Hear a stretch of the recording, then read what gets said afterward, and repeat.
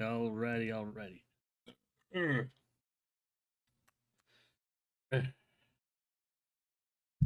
It's been a minute. It is.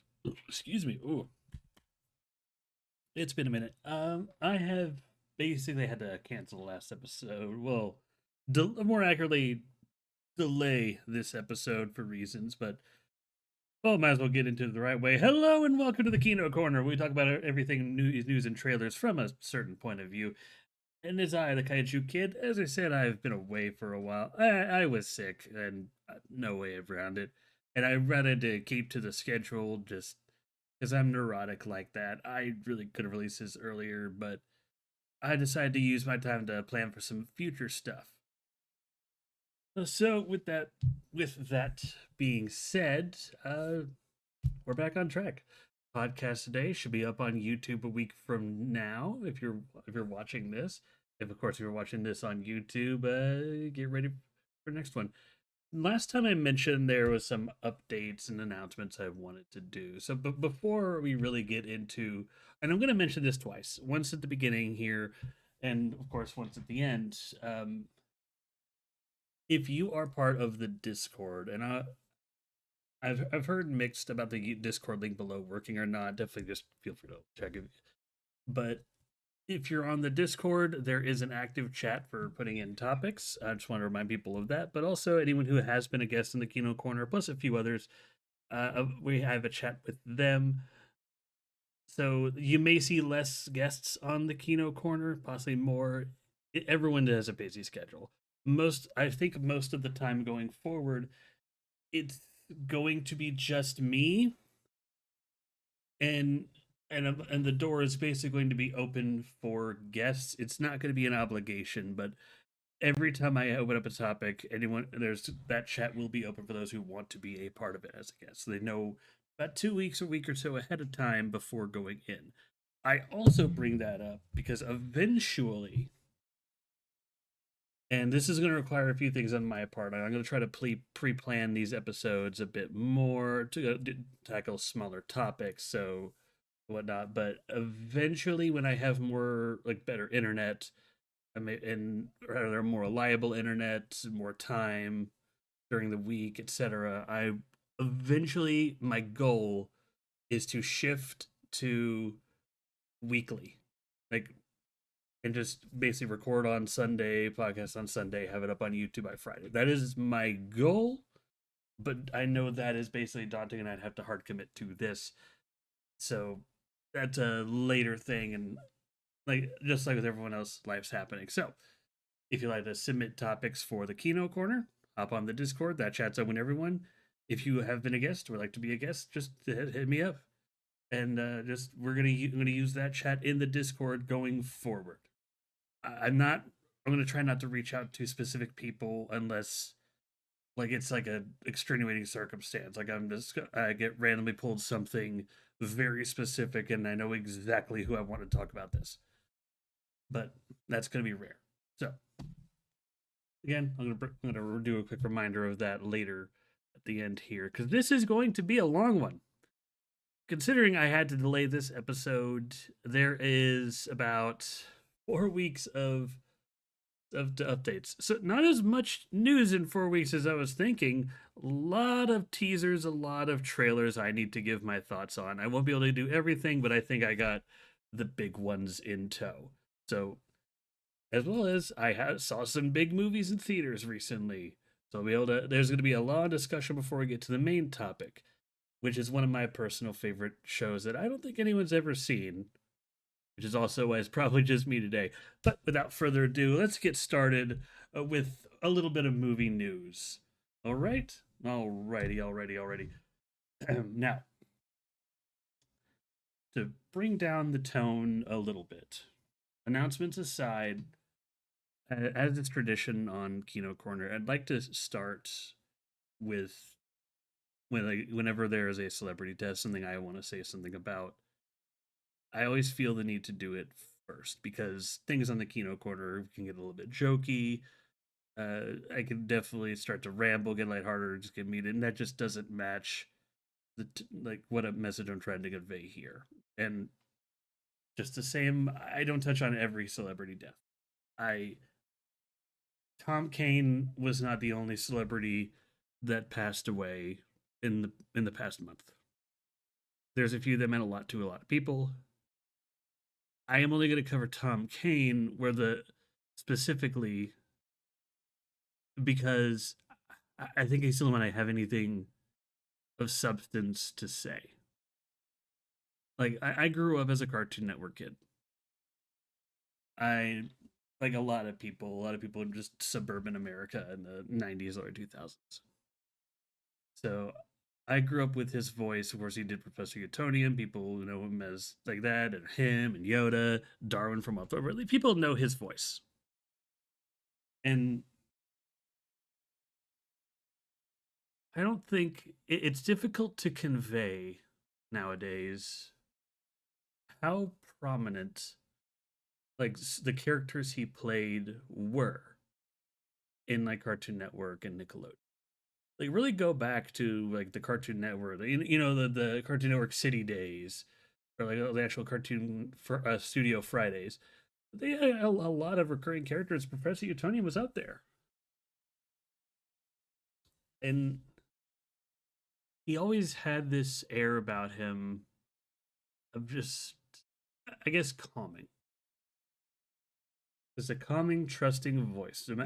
Even when he was playing a villain or a serious character, something about Tom Kane's voice was very calming and trusting. And I can't pretend to know him personally. I only know how much I appreciate all of his work. Everything from Professor Utonium to Darwin from Wild Thornberries. He made an impact on my childhood, as I imagine he did lots of others. And he will be missed.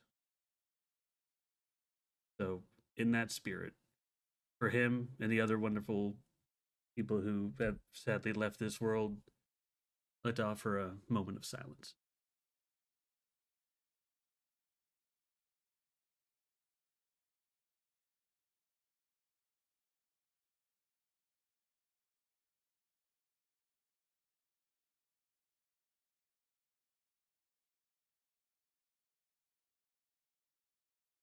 Thank you. World's a little less bright without him, but we'll get through it. We'll get through it. To shift gears to something not upbeat, but not dire, I want to do a gradual tone shift away from that. The first bit of news that I ever found out about when is that IMAX is looking to sell, like completely. Like IMAX is just generally looking to sell, and this got swept under the rug. No one's bought it, but this has big implications for what it could mean for the future of just going to the movies. And I only say that because like the big competitors right now, you have like the big theaters like Alamo Draft House and whatnot that are like those big dine-in experiences that are super expensive. But IMAX is its own thing, wholly separate from that. And I'd say the two big names that are vying for that would be AMC and Cinemark. I imagine Cinemark is going to put in a bid, but if I were a betting man, I would think AMC is going to own IMAX. And I'm only saying that because Cinemark is putting its money into other variants.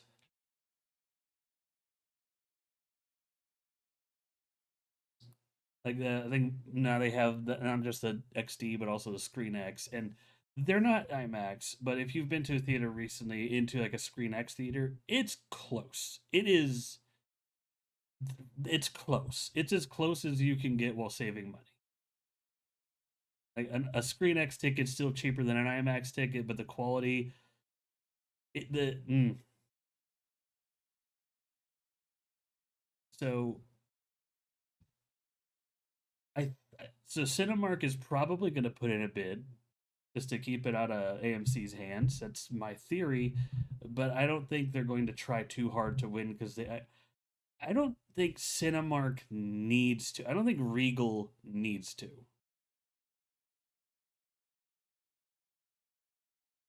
I it's difficult to say. It just came as a big shock because IMAX just was this thing, but it also, I guess, it also doesn't come as a surprise because, well, when we go to the theater, IMAX is just its own. It's just a way to watch the movie, like standard definition, high definition IMAX. It's kind of what we all had. So it's not so much its own theater. It's not really built to be self sustaining. It's just a way. It's like it's honestly, as weird of a comparison this is, it's modern smell-o-vision. They're modern 3D or Technicolor. It's just a way to watch things that is better than what it was, so it can't sustain itself. So like the branding has to go to someone else. That's why they're selling. Like I'm sure that's 100% what's happening.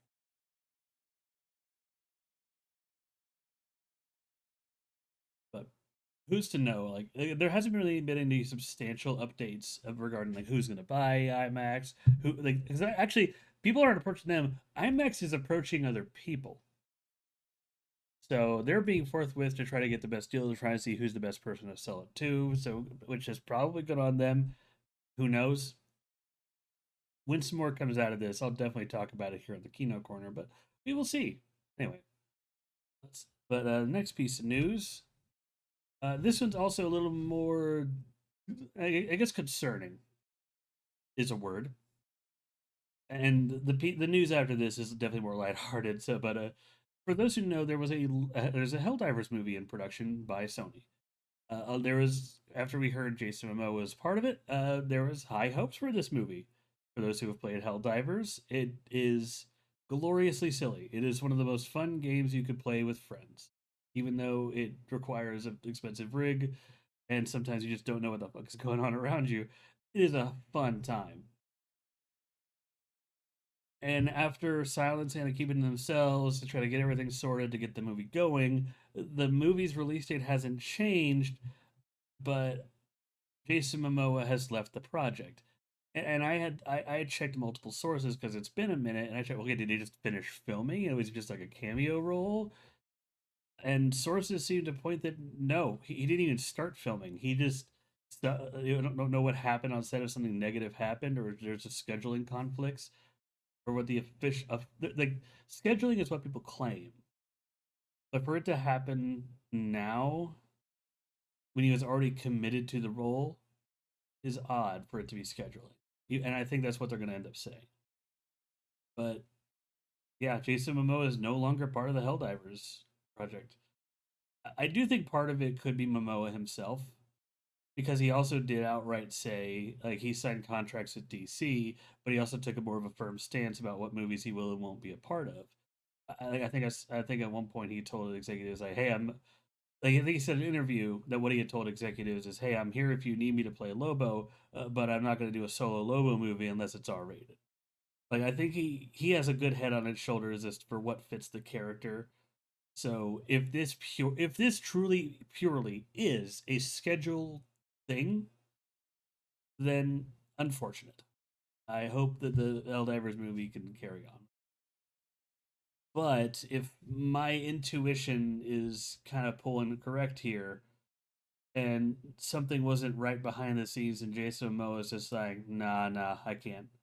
That's, but time will tell. Like I said, I don't want to assume anything for the Helldivers movie until a trailer comes out.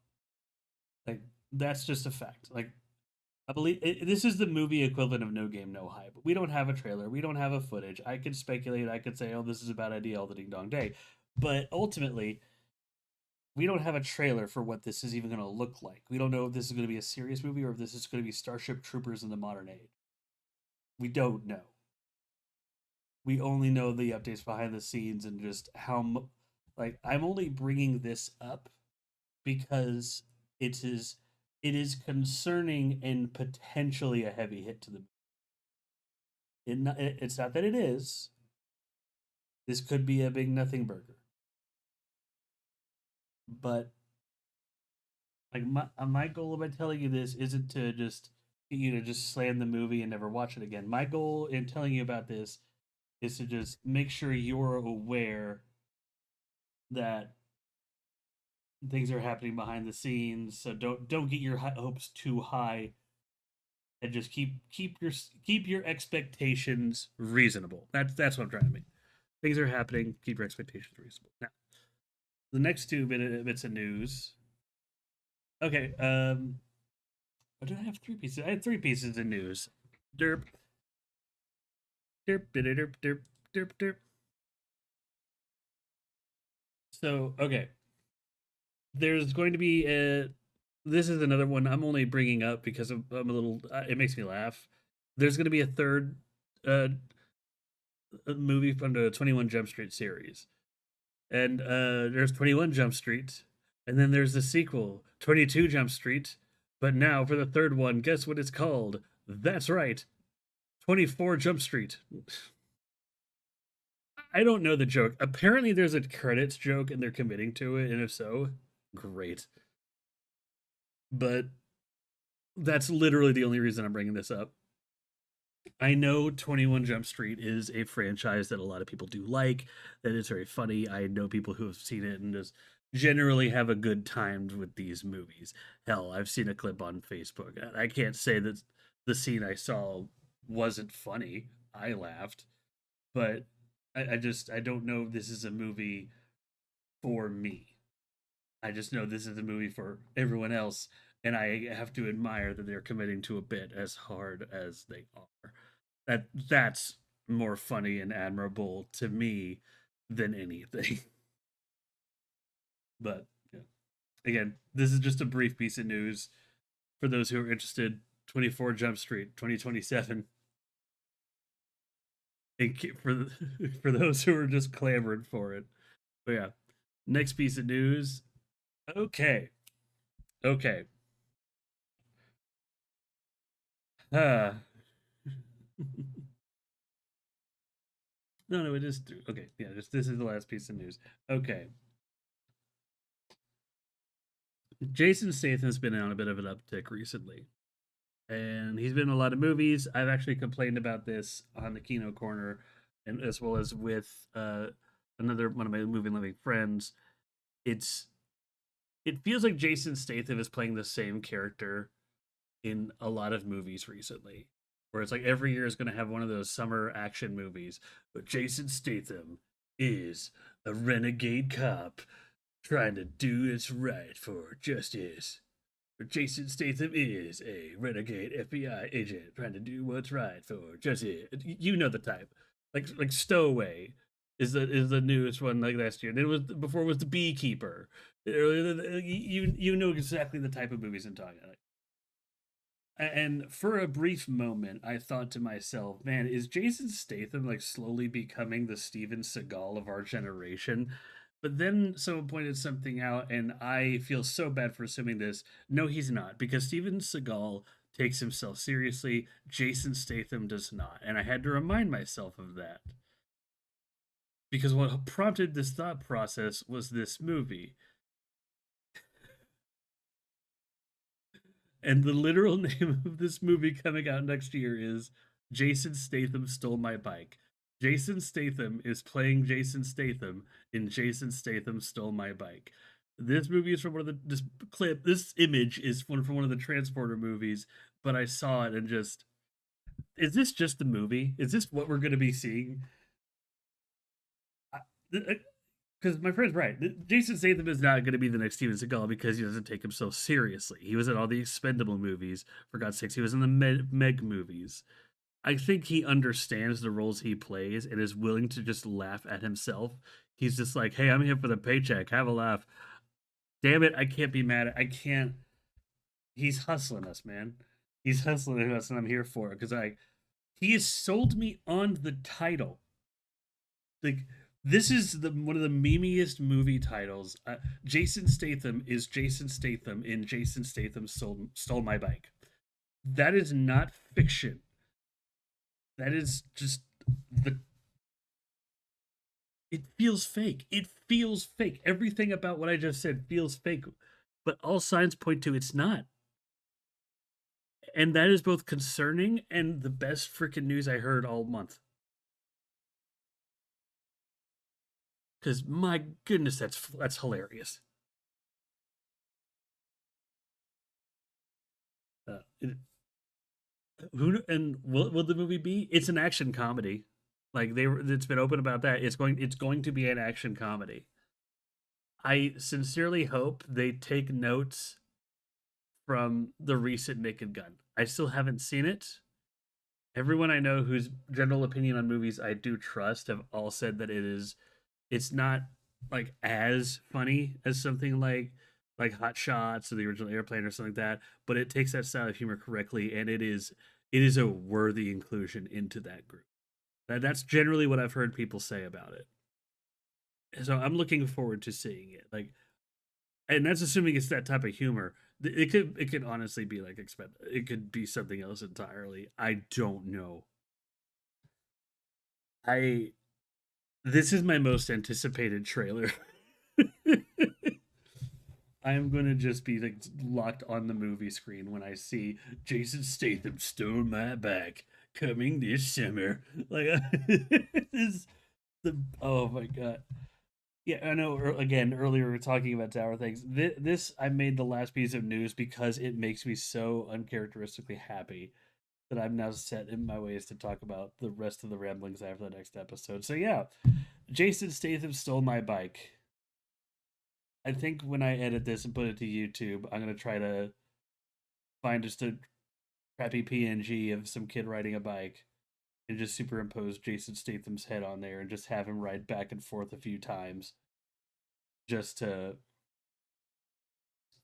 every time I say Jason Statham stole my bike, he'll you know what? Screw it. I'm trying to do a little bit more editing, and like that's going to be my editing perk for this episode. Is every time I say Jason Statham stole my bike, um, I'm going to have him just zoom across the screen on a bicycle. Yeah, editing, Sam. I'm sorry. This is what we're doing on the podcast now. Anyway, back to now we're going to move on to movie trailers. Now there wasn't a lot of news. It was just those five things, which is more than usual. And that's just like a big week. But what there were a lot of is trailers. Some smaller teasers, but still a lot of trailers to talk about. So without further ado, I guess the best time is to just get into it. Okay, first one, short and simple. Among Us TV show.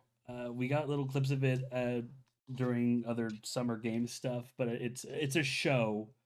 So I feel I should talk about it here.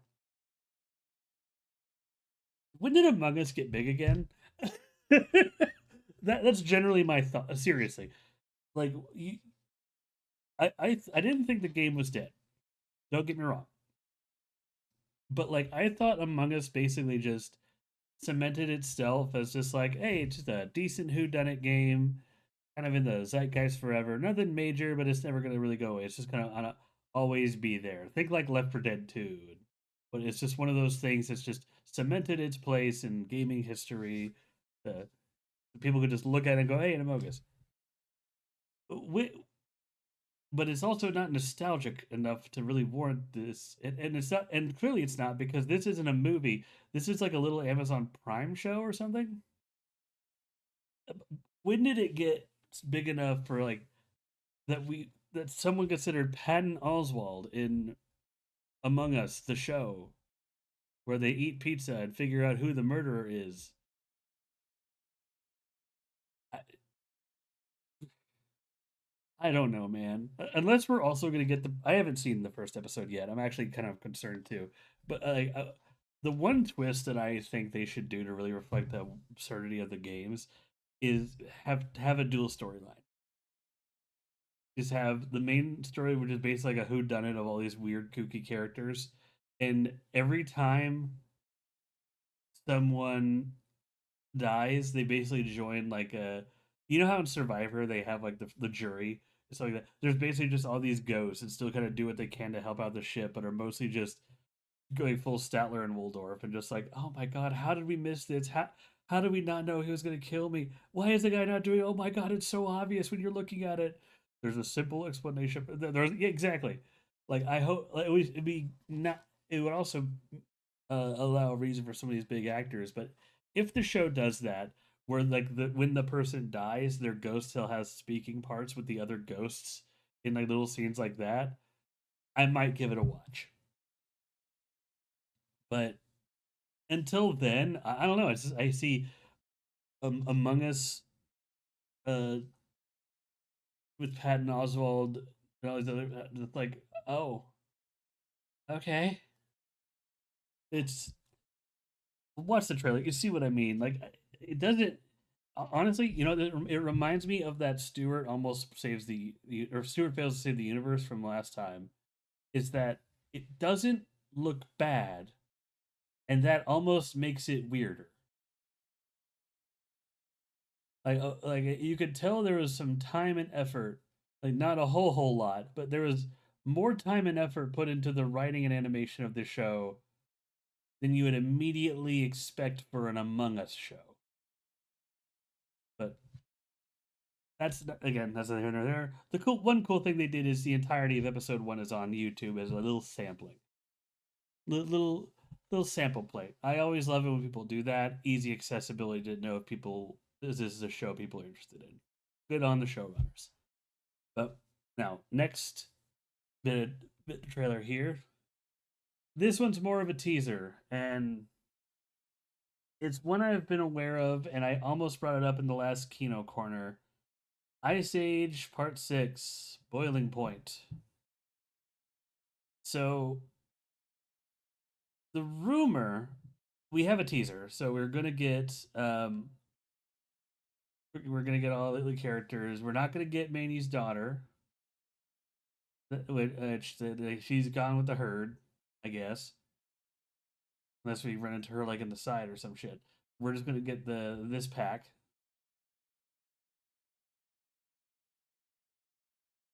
but apparently like there's a volcano and the ice is melting. Seriously, it is like the third time the ice is melting. What is what is with these movies? I seriously, when I first saw the trailer, I think like, are we still making these? One was good, two was fine. I've heard three was acceptable. Why?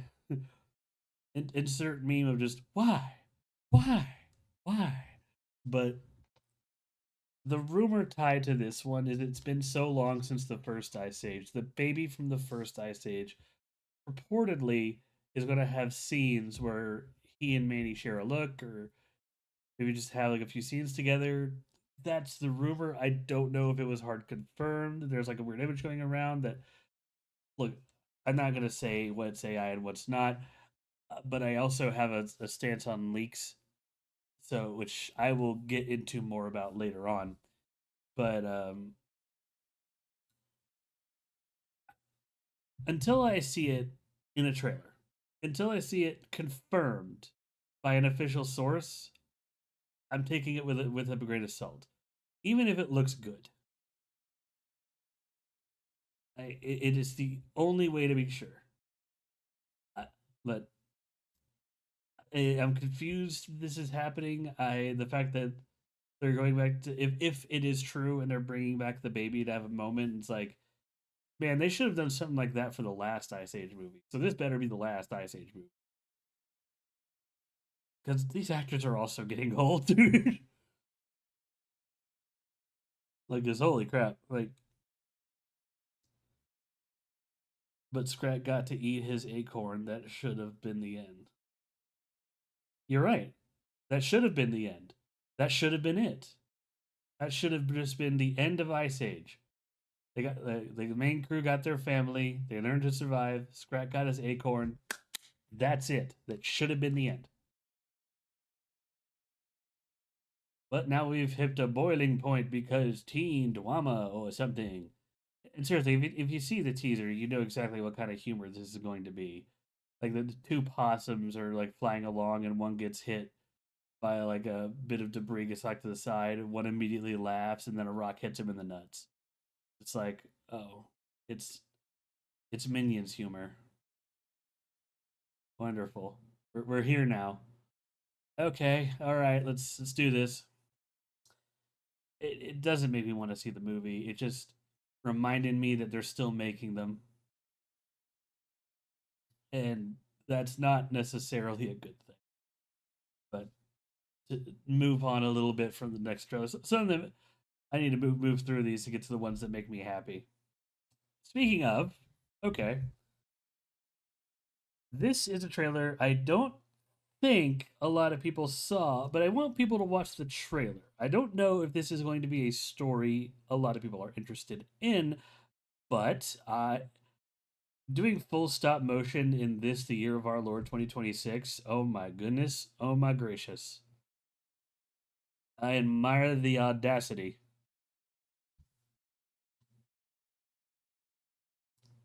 The the lion, the lion, the bitch, and the lion. Oh God, what was the joke of it? Oh yeah, the lion, the witch, and the audacity of that bitch. That's what it is. Sorry, inside joke. I don't even know why I said it. But basically, this is a stop motion series about. You basically have. I,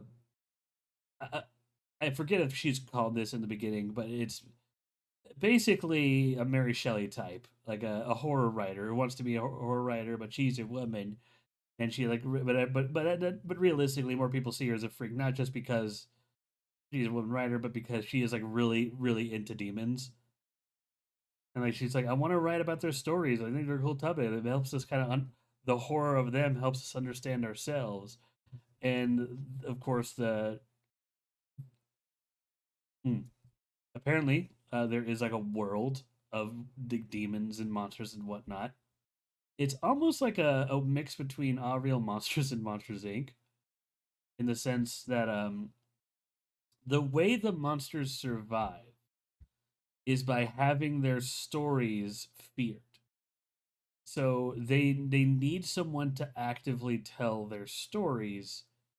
So people are always afraid and people are always aware of them so that monsters can be. Like even if it's just like folk legends and whatnot. Like imagine like there's something like that in our time. Like there would be like major residents like Slender Man and freaking Freddy Krueger and whatnot, but you still have those all the other ones that are more like staple people, like the freaking Enfield horror coaching a baseball team or some shit. Like imagine a world like that.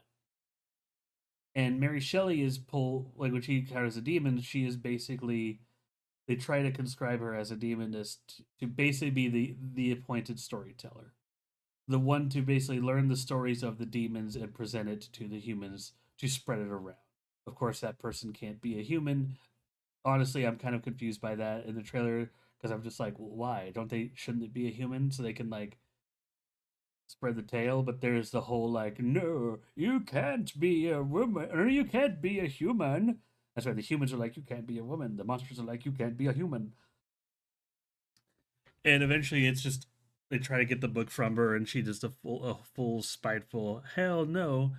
She changes her name to basically own a new identity of Frankelda, to basically be this story people. She wants to prove to the monsters that she's the right person for the job, and prove to the humans that she is the one who can write these stories. Like it looks like a I wouldn't say by the numbers, but it looks like yeah, by the like no, I don't say by the numbers because it's just doing a few new things in the animation department, but it looks to be like a above par kids movie. That's probably the way to put it. Like a above par kids movie. Nothing groundbreaking, but still something potentially good. And again, full stop motion in this the year of our Lord is. I'm always impressed by the anyone still wanting to do that because it looks good. It has that charming choppiness that all stop motion has. And I encourage everyone to just seriously watch this trailer. If the animation like astounds you, we do it. And plus, the other side of it, this is a Mexican production coming to Netflix, so this will be spoken in Mexican with like English subtitles, but there will also be an English dub. So if some of the lip syncs don't match, that is why. Which I also creates another cool thing about this: more foreign films. Like we, I would love to see like more foreign films like in Hollywood in the theaters. Like I want to see more of these Japanese horror. I want to see the cool animations they're doing down in Mexico. I want to see some of the shows from Canada. Like I want to see all these shows and stuff from around the world. So I am Frank Helda getting this release in the states, or just what I understand worldwide, is a great thing. It's a great thing for the medium. It's a great thing for the show. Great thing for Netflix. It's like it. I want to see this, and I may take some time to sit down and watch it. But like either way, I'm happy that it's happening. It looks really interesting. I think people are gonna like it. Now, all right, the next trail. Okay, I should have swapped this because my mood's about to go down a little bit. Live action Moana. Okay, so I should talk about briefly. I liked Moana. I did not see the sequel, not yet, but I did see the animated movie. I liked it a lot. I do think that that was more of a Disney return to form movie than any of the other stuff they did. I think it was very good. I think The Rock did very good as Maui.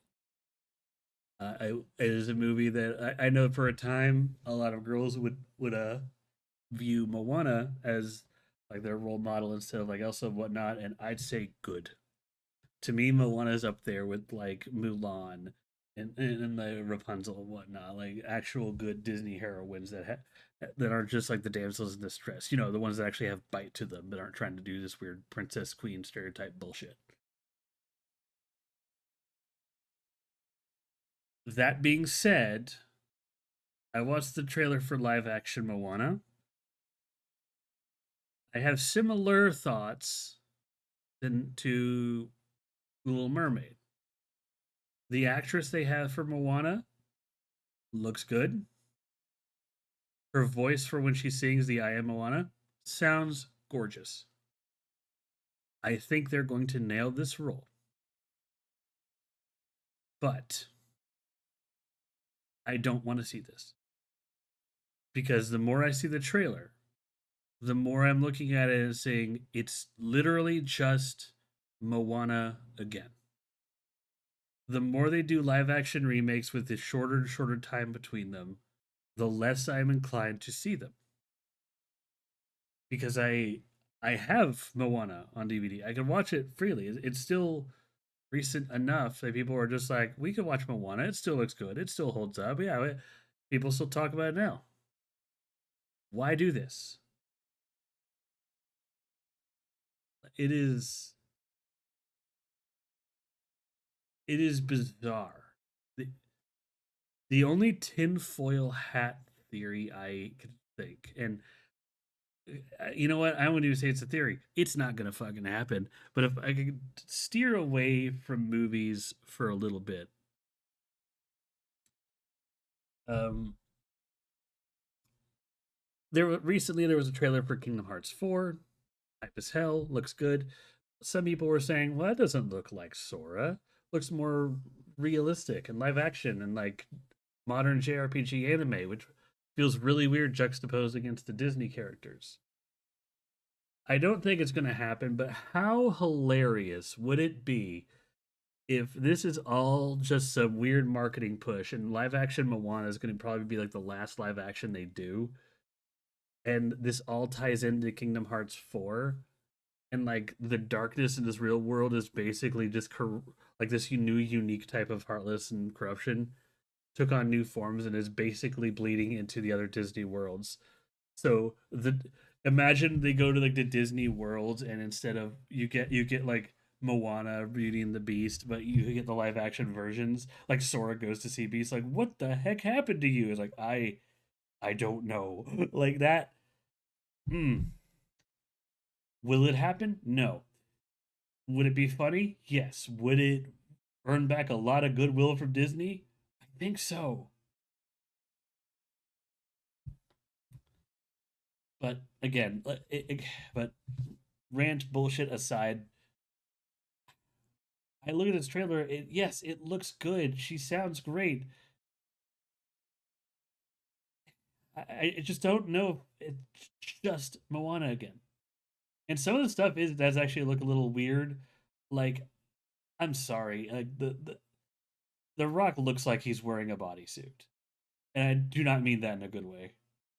He's already a big guy. He looks like he's wearing an inflatable body. He looks like, remember the episode of SpongeBob where he had like the the jerk arms or whatever the frick they were on the beach. He looks like that.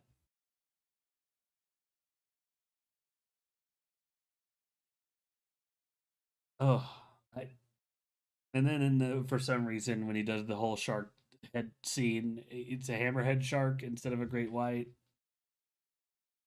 I don't know why that feels arbitrary, but again, it's just lots of changes that seem arbitrary. Some things that don't look quite right, and a lot of the stuff does look good, but I'm just left wondering like, is this film going to do differently than that makes me want to watch it?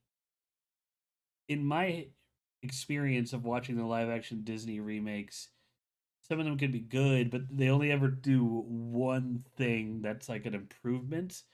It's like one step forward, several steps back. Lilo and Stitch, I think, is a good example. I think one good thing they did is there's more time between when Lilo found Stitch in the kennel to when they basically had that big breakup and then like this basically like the surfing scene. There's more time there. Basically, Lilo changing Stitch. So you get to know Stitch a little more, you get to know Lilo a little more, you get to see the gradual process. It feels nice. I think the film legitimately did that one thing, improved over the animated, but we all know the flaws of the live action Lilo and Stitch. Like it took one step forward, changed the story in a very sudden way to take two steps back. Actually, more than two steps back, and that trend continues. Like every live action remake, I could think of one thing I like about it, and then there's several things I don't. Beauty and the Beast. I like Beast's song. I think it's a great song that really continues the story, gives us his perspective, adds a little more emotional weight to that fight with him with Gaston. It allows us to understand his motivation to save Belle and prove to the audience he has changed. It's a great song. God, I didn't care for the people at all. Why did the designs look so weird? Why did I don't want to get into a ramble about that movie. You get my point. Does this movie look good? Yes. Live action Moana looks good. If you want to see it, do I judge you? No. You do you. If you want to see it, go see it. This is your go do your thing. Like I said, it looks good. I just don't have any personal interest in seeing Moana, but again, or rather Moana but different. That's my personal take on this. But that's neither here nor there. No. Next trailer I'd like to talk about because we got a few. Okay, okay. Talk about Netflix. Like I said I should have swapped Moana with the other one because of the Netflix trailers. But okay, Netflix is doing a Scooby Doo series called Scooby Doo Origins. For those watching, there is a picture of Shaggy Rogers as Scooby Doo. Yep, Scooby Doo is a real puppy. That has caused a lot of mixed reactions, and I'm wondering why. A, a lot of people were complained for years that they're so tired of having Scooby Doo be a CG dog. They just have him be a real dog, have him be a real dog, and now that he's a real dog, it's just like, oh, he's not expressive. How will he talk? It, it's literally again, it's just a meme where it's like, I want it this way. I hate this. And why did you ask for it? But look, context clues. I know that there's a fair chance, even though he doesn't talk in the trailer, he just kind of barks. There's a solid chance they're probably gonna do. I'm gonna call it like the Airbud Snow Buddies thing, where they do like little like animations to make it look like little bug eyes, like just to emphasize his reactions rather than just make him talk, or hell, make him just say a few things and still make him just expressive.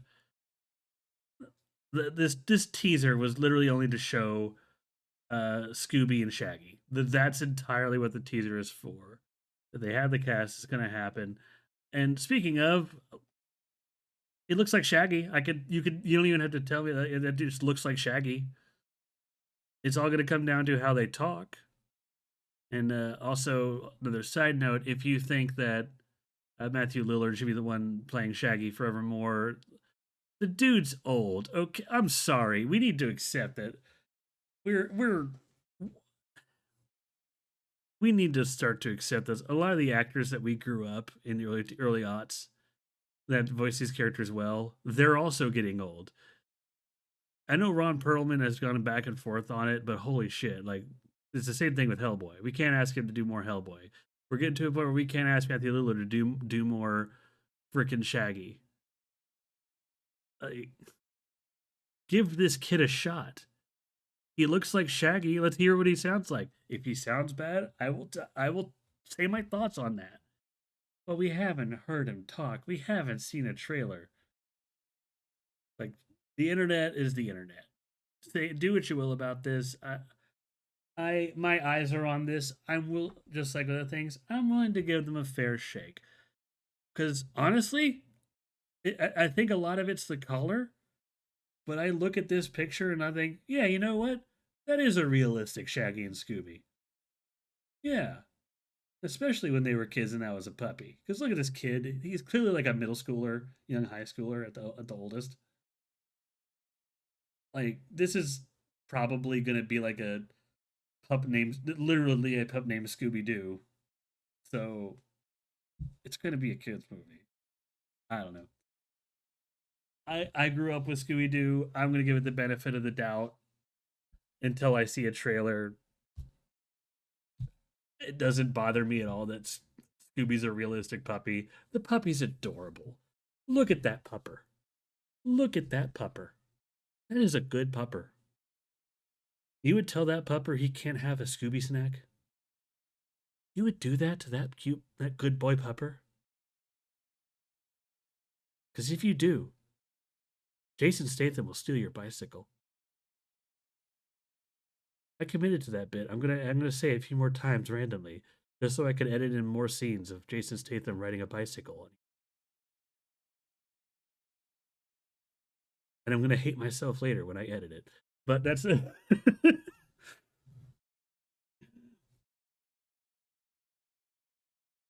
But yeah, next trailer. Because that was a brief teaser. There's my thoughts on it. Next teaser. Okay, now we're gonna get to the more serious teasers. This is one. Man, I want to see this. It's called Pressure. This is a movie with Brendan Fraser, basically playing Dwight Eisenhower. It's basically the story of D-Day, issuing the order, learning about the like how the unpredictable weather things, all those factors involved. We all learned in history class how big of an event D-Day was. This is the story of the weight on Eisenhower's shoulders to be the person to command these soldiers to their death, doing everything in his power to make sure he minimizes loss of life while still understanding that he's on a window and that if he doesn't strike within a certain time, even more people will die, that it will be a certainty and the war will be lost. There is a lot of pressure on that man's shoulders. And God dang it, does that not show in the trailer? The acting in the trailer alone, I don't even have to watch the movie to I can look at this trailer and go, oh, this is going to be on some Oscar lists. Holy crap! Holy crap! This looks like really, really good. Wartime movies aren't ones that I particularly go to. For those who know me, I am the monster movie guy, and it's not something that I plan on changing. But every once in a while, I do like to watch something different. Would I watch this? I think at least once. But that's just, again, that's just me. That is my stance as a monster movie guy. I see a lot of people like loving this. Like, I, look, I watched Oppenheimer for how weird that movie got. Fantastic movie, deserving of every award it won. That makes me think, man, maybe this will be like the serious movie I see this year or next year. And it's not even for the It's okay, partly for the context because man, that looks just so stressful and tense. Oh my God, look at that bald headed fat man playing the general. His comeback is here. I'm so proud of him. I want him to come back in spite of his haters. I want him to win all the Oscars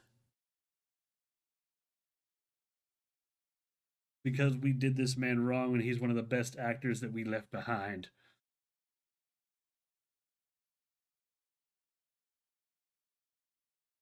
I actually don't know what to say about this trailer. Like, that's the trouble. Let the Renaissance happen. Like, that's the trouble with covering these based off a true story, especially like wartime shows. We all know generally the story of what's happening in these movies. So that's why a lot of these movies are mostly around Oscar season. And for those who are into more historical context movies or nonfiction, if you see the trailer or just see this image and you think you want to see it, you're probably right. There's nothing I could say here to sway you in either direction. The acting looks great. The like the uh the only reason I'm struggling on if I want to see this is honest. Part of it is financial. I do have Movie Pass, but I limit my what movies I can and can't see. So it's going to be a because there is another more serious movie that I have more personal ties to, which it's either immediately next or shortly in the list. But Pressure, it looks really good, like really, really good. The Renaissance is happening, and this is him showing even more of his just underrated acting chops. Watch the trailer and maybe even watch the movie for sure, for sure. And yeah, it okay. This was next. This is the trailer I think went a little under the radar, except if you knew about the first one. This is a trailer for a movie called The Social Reckoning. This is a movie that I would probably see before Pressure. And it's not that it looks better than Pressure. No, I do think Pressure looks objectively better. But this is a sequel to a movie made a long time ago called The Social Network. Basically about the founding of Facebook. And in that movie, uh, they portrayed the founder of Facebook as this this selfish, cocky dude, but he was ultimately doing things to be a disruptor. He wanted to do something, make his mark in the world, and disrupt those who would stop him and not be a leech. That was, and by all accounts, that is technically true. He was just too much of a selfish dick cheese and trusting of the wrong people for his own good. That's like the general consensus from what I've gathered about the movie versus the true events is that the general tone isn't far off, but the truth on the ground is that Zuckerberg was more of an asshole than the movie portrayed, and the movie already portrayed him as a lot of a very high asshole. But even then, he wasn't seen as the villain. So, the social reckoning, however, this is about the reckoning. Years later, Facebook has kind of become this zeitgeist, and people are just using it. And honestly, I think we lived through some of these trials where basically girls, young children are subjected to Facebook so constantly and saw the wrong things on there that it basically fucked with their mental health, led to suicide rates. And it's basically coming to terms with how much responsibility does Facebook have. Like I said, it's the social reckoning. The reason I want to see it more, and there's a moment in the trailer that really like sold me that this is at least going to try to keep that same intimate yet somehow slightly uncomfortable tone as the first one. But a little lore of me, the kaiju kid, when I was in college, I took a film class, and one of the projects that they were talking about score and sound design, I did my monthly, or no, it wasn't monthly, it was bi-weekly, my bi-weekly report on sound design on the Social Network.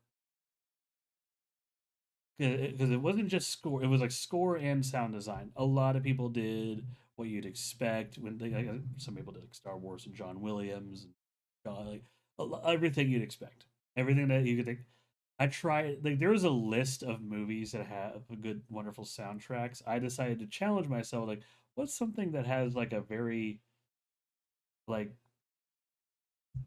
a smaller soundtrack. Like and to be fair, the teacher did too.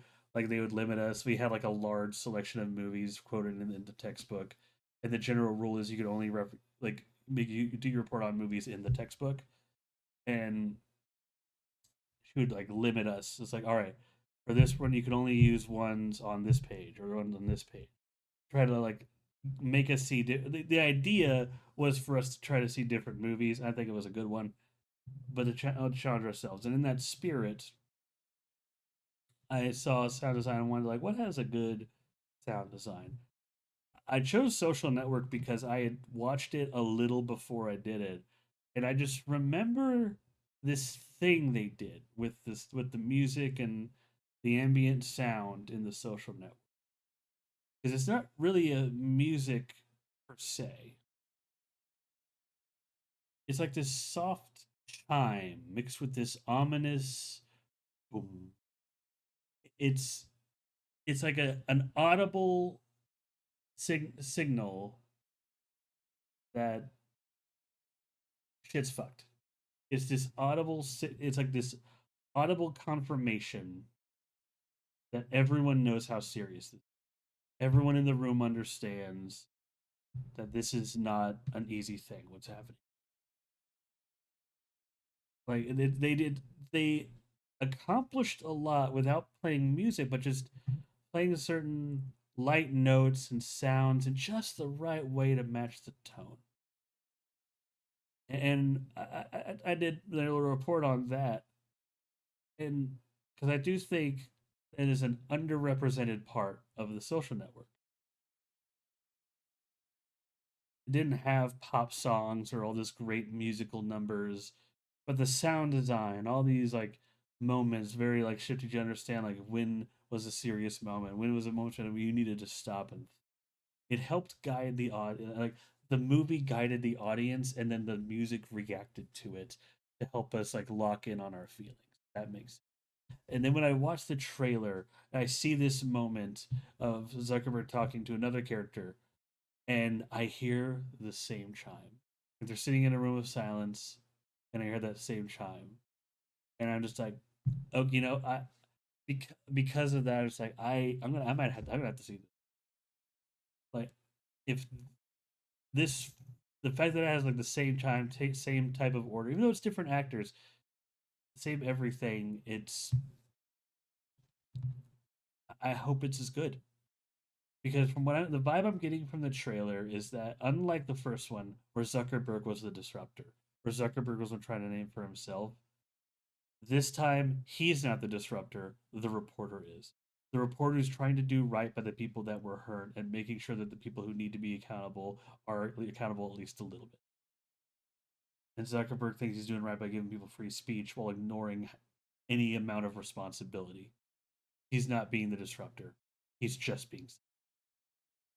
So we're shifting from these two perspectives, and one person coming to terms with him, and one person trying to do the right thing, thinking they're doing the right thing and not realizing they're being selfish versus one person who's being the disruptor that a lot of people consider is actually doing the right thing but may end up causing another problem entirely. Those are the kind of social problems I think that the first movie tackled well, and I have high hopes based off this trailer that the social reckoning will as well. Like, for my own personal connection to the first movie, I think I will probably go out of my way to see this. It looks good. It, even if you don't like the first one, I don't know what to tell you, man. It's got the dude from the bear in it, and I don't know. But yeah, no, it is what it is what it is. It's a good looking movie that I want to see. I again, objectively, I do think Pressure looks better. I think more people will go see Pressure. I just, I'm probably gonna go see The Social Reckoning because of that connection I have to the first. But yeah. Now, next few movies to talk about. Okay, time to tone and shift, boy. Okay, now I'm sorry. This is a movie called Whalefall. By all accounts, I should be hyped for this. I should be excited for this. By all accounts, I should be praising this trip. And I watched it again, tried to like clear my mind, saying, oh, I don't know what it is. So what this trailer is, Whalefall, is about a scuba diver basically swimming out. Not it's like in there's some parts where you have like the shallows and then you have like the drop. He's basically kind of swimming around there. You have like the kelp, but you see the surface of the water behind him, and like he basically like sit on the drop. He's like looking out in the water, just taking in the view. You know what? That is perfectly normal. If I was a scuba diver, I could see myself doing the exact same thing. That the I imagine that view looks awesome. During the view, he sees something in the distance, uh, notices it's a whale, getting closer and closer. By the time he realizes it's too late, it kind of like swims past him, freaks him out. Um, through a whole bunch of things that happen, he eventually the sperm whale who is devouring a squid, or rather hunting one, passes by him. Squid tentacle grabs the scuba diver, pulls the diver in, and Jonah meet the whale. The entire time, I was uncharacteristically nitpicking this movie, and I acknowledge that's uncharacteristic. Like I was like, well, the whole that sperm whales don't go in those shallows. Squids don't go near there that often. Sperm whales don't leave their mouth open as soon as they has the squid, he'd close it. That tentacle would be ripped off.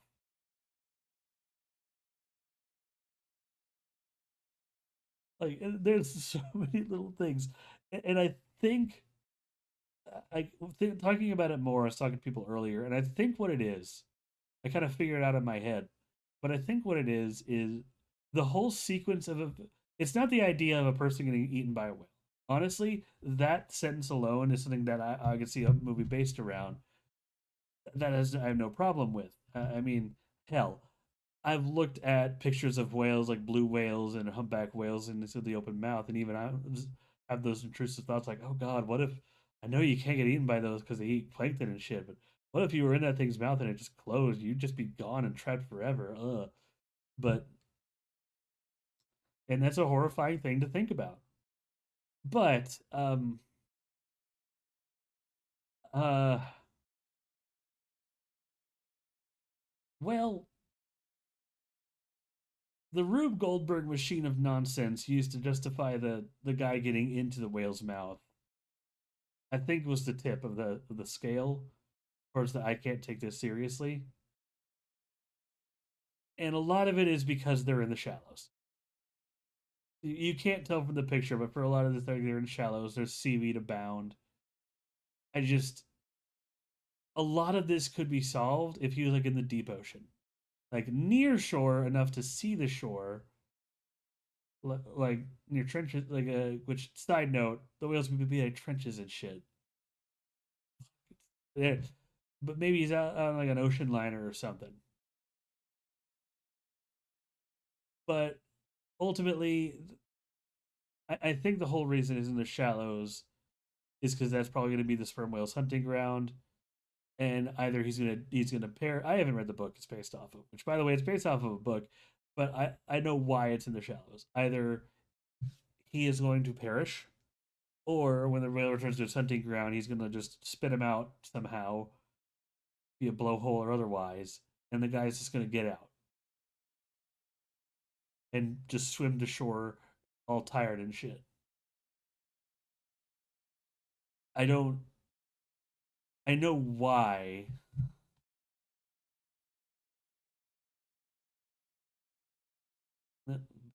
That person out of here. Get that person out of here. And so I know why it's happening. I'm just like, what? But why? Again, I want to be hyped for this movie, and honestly, I'm probably gonna see it.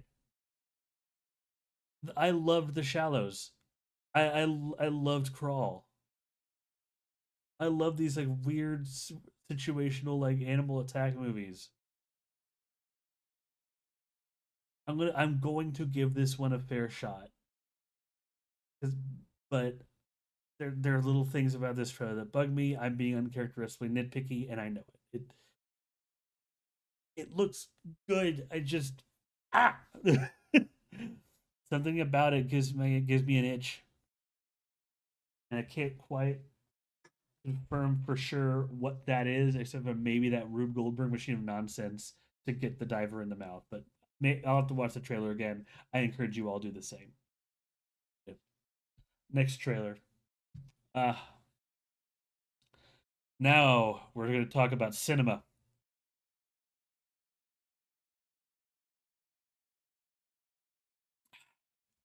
True cinema indeed. I had to take a sip of a drinky.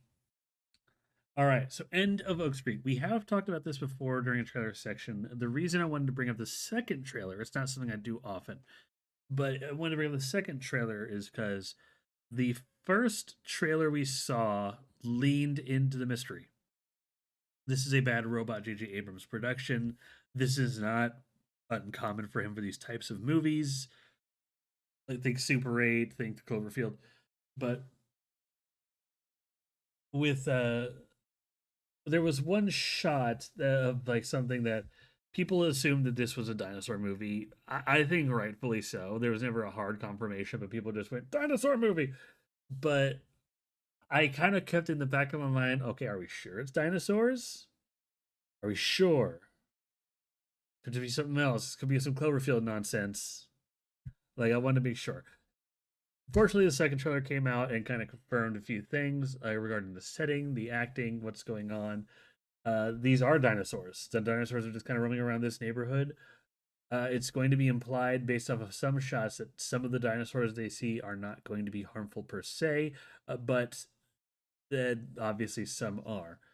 This also seems to be going off of a weird mix between modern like accurate dinosaurs according to modern understanding mixed with a few fictional elements to make these as nothing distinct. You can kind of see that this is a Allosaurus T-Rex type thing. There's a shot of something like jumping on a woman attacking her. You could tell that's a raptor type thing, but nothing definitive as far as species. At least for the two we get clear views on. What does this mean? Who knows? But we generally get an idea of the trailer. We get basically the neighborhood banding together, trying to everyone get trying to, but everyone's kind of getting in their spot, figuring out what to do. There's a lot of weird shots, like including a weird orb in the corner. This trailer confirmed the biggest confusion people had about the first part to say, yeah, no, this is a dinosaur movie. This is going to be taking place from a family that look, I know the aesthetic. That's a late '80s, early '90s family. Oh my gosh, seeing Hugh McGregor in short shorts is uh, but yeah, like this, it also raised more questions. I am now confused more than ever on if this is just a weird like fourth Cloverfield movie, you cheeky bastard Abrams. But we'll see. This has not changed my stance. I want to see this, and I do encourage people to see both of the trailers, especially if you want at least a view of the dinosaurs you're seeing. But that's it. I I don't want to talk too much about these trailers. I'm already sold on it. I'm the kaiju kid. There's dinosaurs movies. Dinosaur. Rah, rah, a dinosaur. That's what I'm saying, man. That's what I'm saying. He's a dinosaur. I hope that this is really good. I'm glad to get the official confirmation it's a dinosaur. I'm glad that we are getting a clear view of like the acting and just the family dynamic about it in this movie. Ah, it laid good groundwork without spoiling too much. It was a decent trailer. We need more of those. Give us the framework. Don't spoil the details. All right. Anyway. Now, speaking of other good trailers, now this is a movie that's also on my radar that looks really fun. Like, really fun. It is called How to Rob a Bank. It's literally a YouTube channel about people robbing a bank because they found that it is more financially lucrative to rob a bank and go full Robin Hood and while you're hosting a YouTube channel about it than it is to do literally anything else. And it's just teaching people how to rob banks to screw up the system. And then the FBI has to enlist this like shady hacker to kind of catch them. It looks fun. Like obviously this is gonna be more espionage thriller, a little bit of light comedy thrown in there. It looks fun. I'm here for it. This is going to obviously going to be a movie that's going to take a political stance, or rather, no, not political, a socio-economic stance on modern society, and like how all these socioeconomic standings, how people react to each other, how they act around each other, who deserves what. It's going to take a stance on very hard pressing issues, whether we like it or not, and we should probably accept that before going in, because beyond that, it looks like it's going to be a fun time.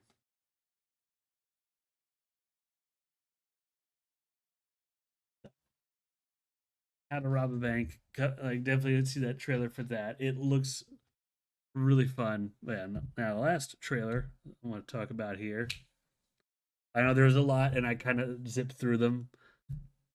Some were teasers, but you know, I'm trying to like time keep myself a little bit. If you hear me snapping in the background, part of that's like a little trick I'm doing to kind of time keep myself. But X-Men '97 season one, fantastic. I laughed, I cried, I was in awe at the action scenes. If you haven't seen X-Men '97, watch it. It's great. You don't have to have watched the original X-Men cartoon, but it picks up literally, it only helps you if you have. It literally follows up right after it. It is a wonderful series. And then it shows up season two and everything with Apocalypse and the weird little time shenanigans they're doing. It still looks great. It still looks like the X-Men. It's like I did. I've shit on Marvel a lot in recent episodes about what I and my stance on the MCU has not changed. I think it should have ended with Endgame. It needs to end with Secret War. That's my stance on the continuous story of the MCU, the movies. Does that mean Marvel should stop doing their thing? No. X-Men '97 is a perfect example. I want them to take their time, do a bit of maybe they channel a little bit of nostalgia, but take their time with good projects fans want. Because when they do, you get X-Men '97. You get something people will watch. Is this connected to the greater Marvel universe? Maybe. Who knows? Multiverse, weird shit happens. That's all the justification you need to give audiences now. I don't need to like watch a movie and then write a thesis on the things I need to know going forward. Seriously, like there's a lot of videos I recommend most of them. If you want to catch up on everything you've missed in the MCU since Endgame up till now going into Doomsday. Like there's a lot of videos kind of talking about about that, like themes, what core events happen. I really recommend watching that.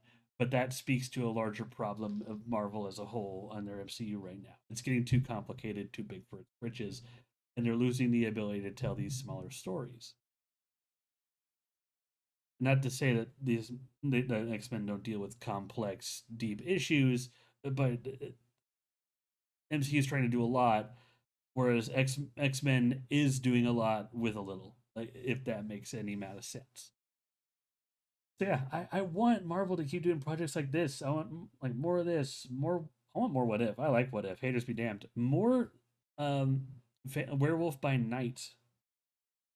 More of the other shows. Heck, do more Daredevil. You don't have to connect it to the where you can just do its own thing. Just do series that just exist in the Marvel Cinematic Universe. You don't have to connect them. You don't have to do a grand conspiracy. Just do things that exist. And when people are clamoring for it again, that's when you do like a few short movies leading to another Avengers movie later on. Something. Well, they did good. They did something grand with Endgame. I even the MCU haters have to admit everything from Iron Man to Endgame is an accomplishment of cinema to have a continuous story from beginning to end with those actors, continuing all the way through a just grand sweeping narrative into this awesome action scene. That is an accomplishment of cinema that they should be commended for. Nowadays, things are different. There's too much to do, too much to go off of all these various projects, and some. So, and X Men '97 is one of those gems that just slipped through the cracks, and we get something magical. That's why I'm so hyped for. This is the good side of Marvel. This looks great.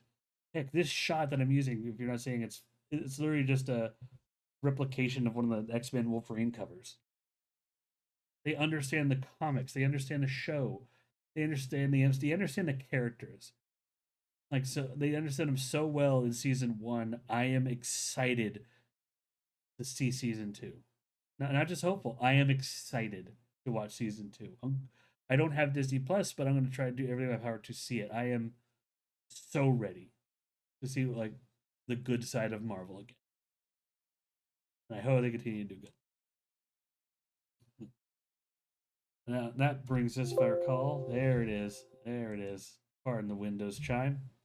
I accidentally tapped something I shouldn't have, but all right, here we go. All right, now we're going to go to new and recent films. I actually I saw a few things about downtime recently, but I'm only going to talk about two of them for reasons. Um, one of them is something I was rewatching in preparation for a later episode, but the other two things I did were in theaters. Um, the first thing I saw, oh God, what do I want to bring up first? You know what? I'm gonna start with the thing I want to go lead into my main topic in a good mood.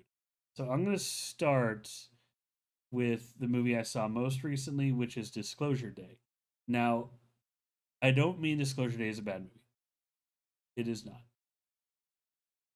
I think it is a movie that has flaws, but generally speaking, it was a good movie. I liked it. Now, I read it. Apparently, a lot of people are calling it like they're very mixed, and the people who hate it are saying it's just like it's the ultimate Spielberg boomer movie and just rolling their eyes at how bad it is. That's a lot of the negative press about it, and then they get more specific. But I came to realize, and I heard some of this when I left the theater. Some people were just like, "Well, that was dumb," which I vehemently disagree with. But when I heard some more specific things, it's kind of like slowly walking by crowds, chiming in, and eavesdropping to kind of hear what they thought. Some of the written reviews and some of the spoken word, I got the sense. I think I don't know if this is the fault of the trailers. I think at least a little bit, But I also think a little bit of this is our fault as the audience for not being able to interpret expectations properly. What I mean by that is a lot of people are going to go into Disclosure Day thinking it is a sci-fi thriller. Think Jason Bourne meets Close Encounters of the Third Kind. We have to tell everyone the truth. It's X Files kind of and in truth, it's not that. There's a little bit of that. There are a few chase scenes. There are moments of tension, but that's not what the movie really is. I would say more prominently and importantly than a espionage thriller about revealing the truth on Disclosure Day.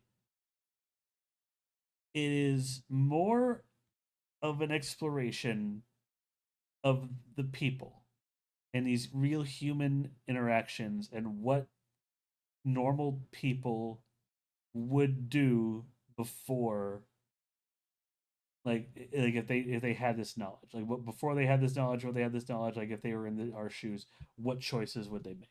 There is a fantastic element to it. I don't want to get into it, but there's two characters that do have kind of this elevated purpose and have these weird powers. I don't want to get into what those powers. They're not like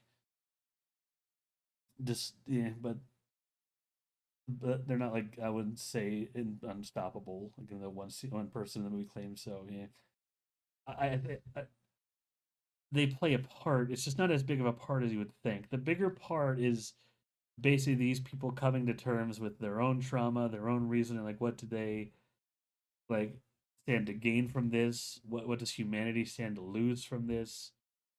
Like how does this affecting their personal relationships? Do they want to do this? Do they want to just go back home?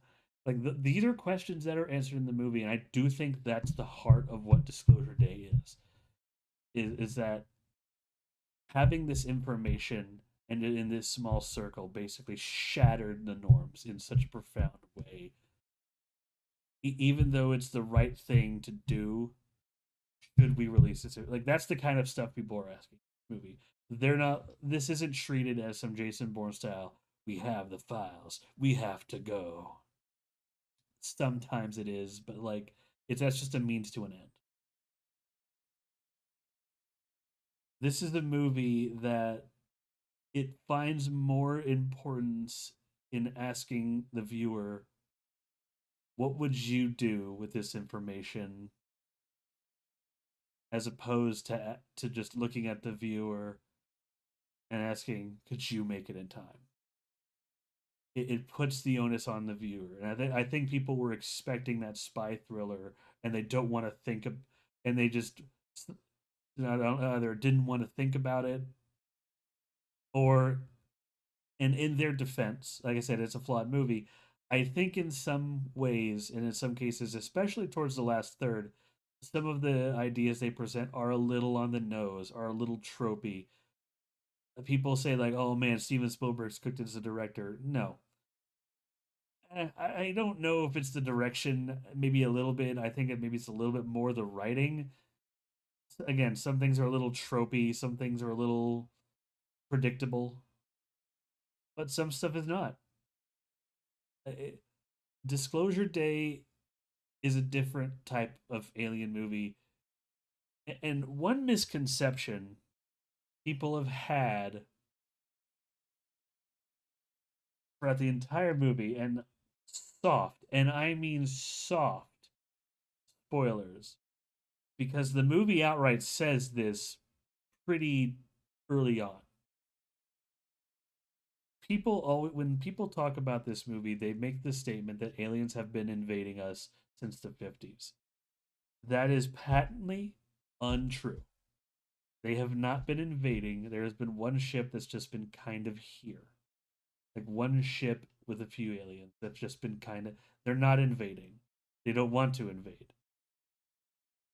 The heck, all the villains in this movie even admitted they didn't want to invade.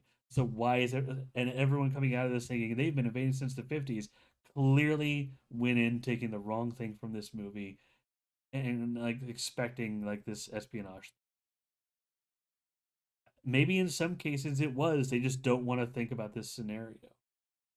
And also to I know we'll avoid the spoiler and the ultimate conclusion. One of the questions this story tackles through one of the characters is how such a revelation would shake those with faith, like those in the church.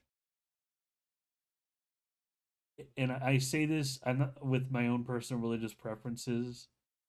I adore the maturity that it took.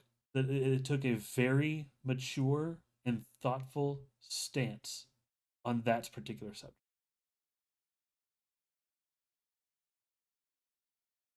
So I do recommend Disclosure Day.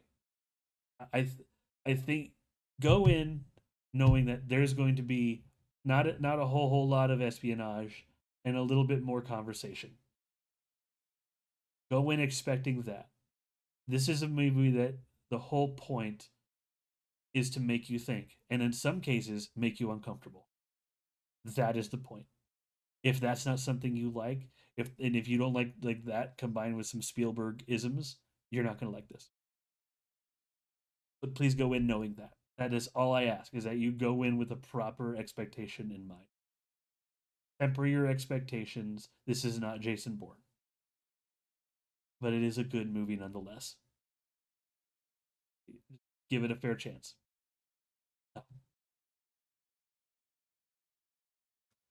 Ah, I had to get that out of the way because again, that's why I said it's not a bad movie. It's just talking about it. People will just I just wanted to get in the right headspace. Now the second movie I actually saw before it a week or so before. I saw Masters of the Universe, and oh, oh, that movie is so dumb. It makes me so happy. It is the best kind of stupid. It is Jason Statham stole my bike levels of stupid. I told you I'm gonna bring it back, but it, but the best comparison I can make for this movie is if you've seen the old Flash Gordon movie from the late '80s. That is probably the best comparison because it is silly, it is over the top, but it takes itself completely seriously. It's a movie that knows this is based off of an '80s TV show to sell toys. Let's lean into that shit, and it worked. Every fight scene was amazingly fun to watch.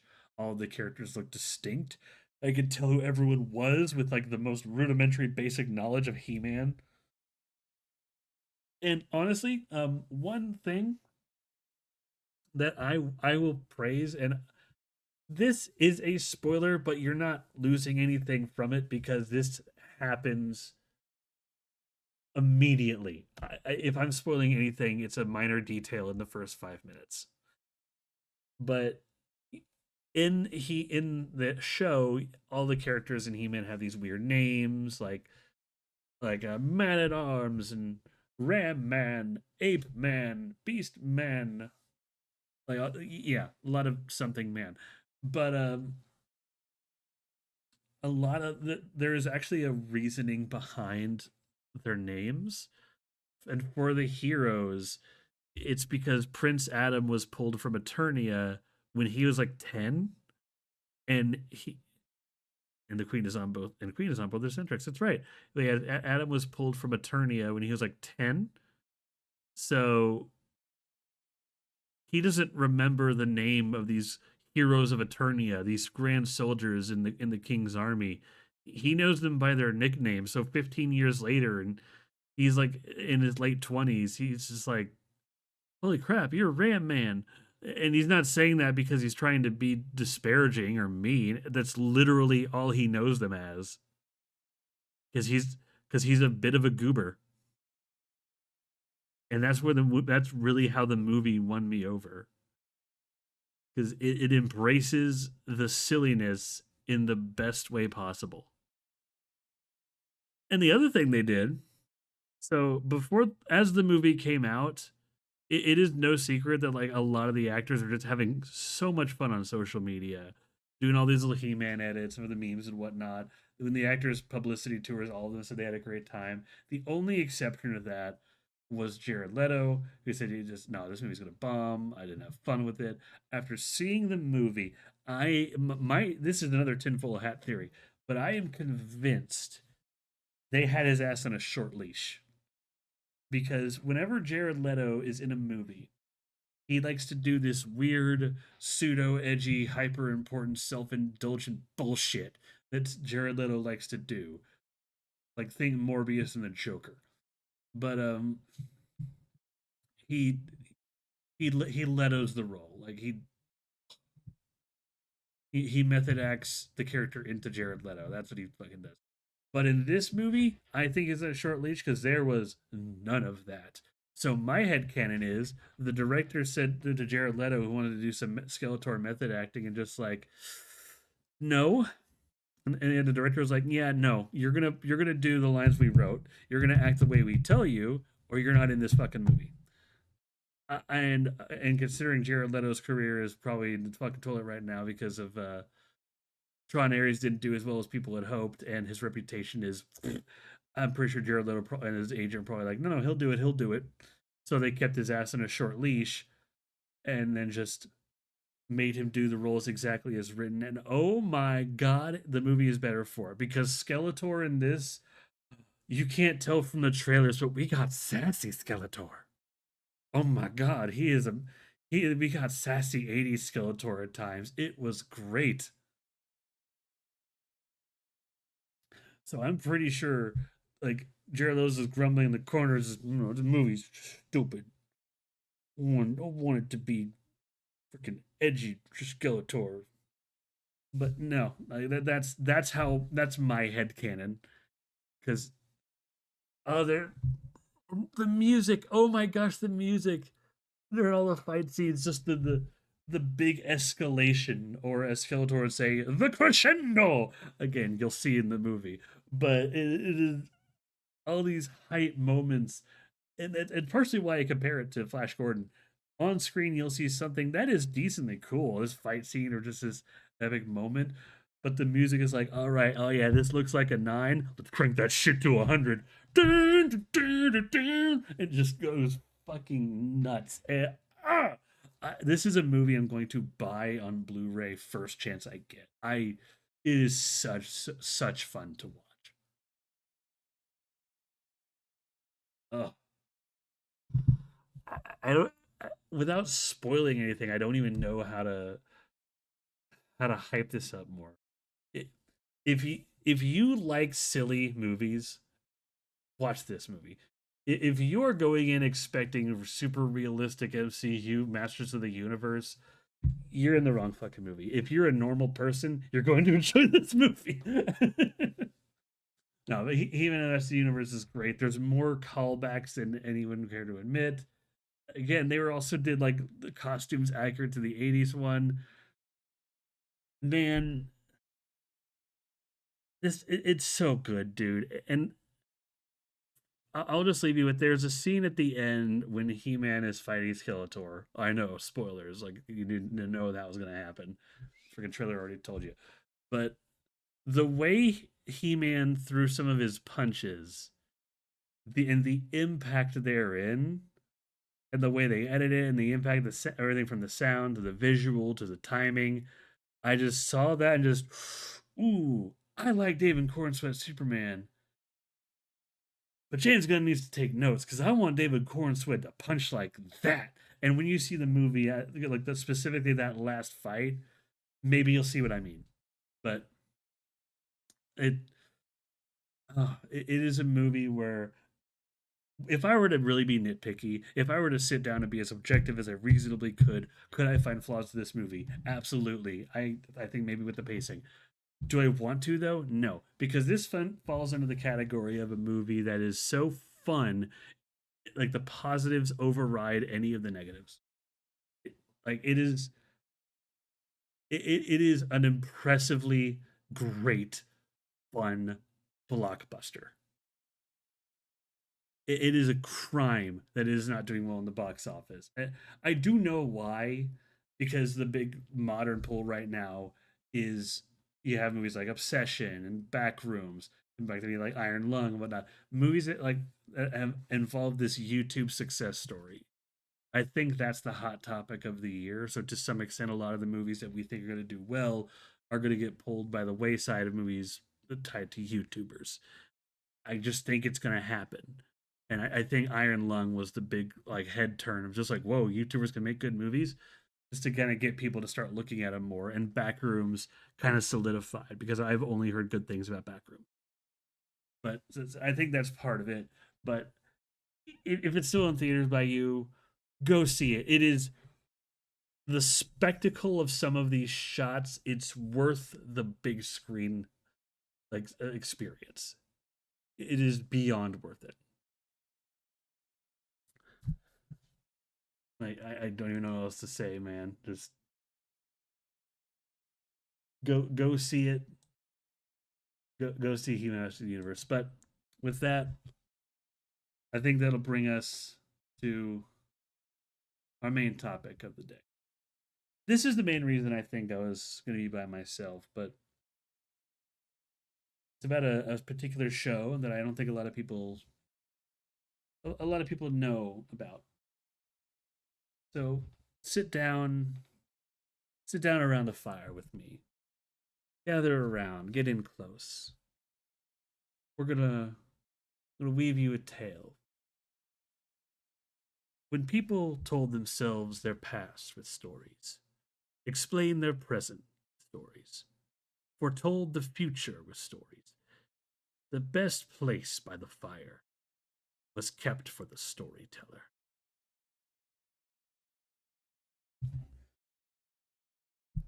The Storyteller is a show by the Jim Henson Company, where the whole premise is each episode they would take these folk tales, fables, all these children's stories or nursery rhymes, and just try to spin them into something a little more original, so to avoid public domain, but just to retold using creatures from the Jim Henson workshop, their actors, and all the charm and style therein.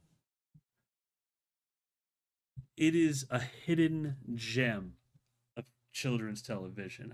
And I even struggle to call it a children's show, like at least at times, because sometimes this is like an 80s children's show. This is one that has enough bite to it that, yeah, sorry, triple, yeah. No, that's not what I wanted to. Oh, let me just. While I cycle through this, I hit the wrong button. But basically, the storyteller is a it's a show that goes through all these old old folk tales, and I mean like old German folk tales, and I went right past it. All these old German folk tales. All I guess some of them are Russian, some of them are English. I think one of them's American. And the Jim Henson Workshop has these two. So what I'm ultimately looking for, and why I'm like struggling right now, and why I'm mad that I hit the dash key, is the name of the actor who played the storyteller himself. Bam, there we go. I, mm, there we go. That's the one thing I forgot to pull up. I am prepared for this. I swear. John Hurt.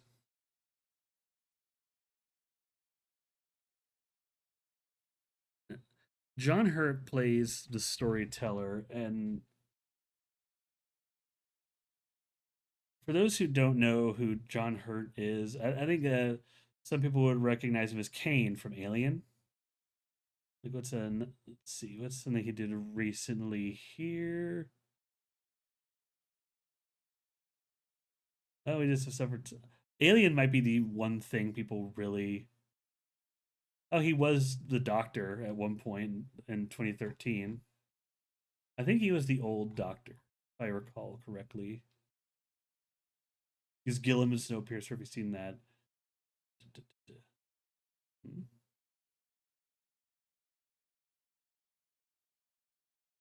Yeah, I think that. Oh, here we go. Everyone's seen Harry Potter. He was someone named Ollivander. Who cares? Anyway, but the actor they got for the storyteller, Tom Kane, is the way he tells these stories.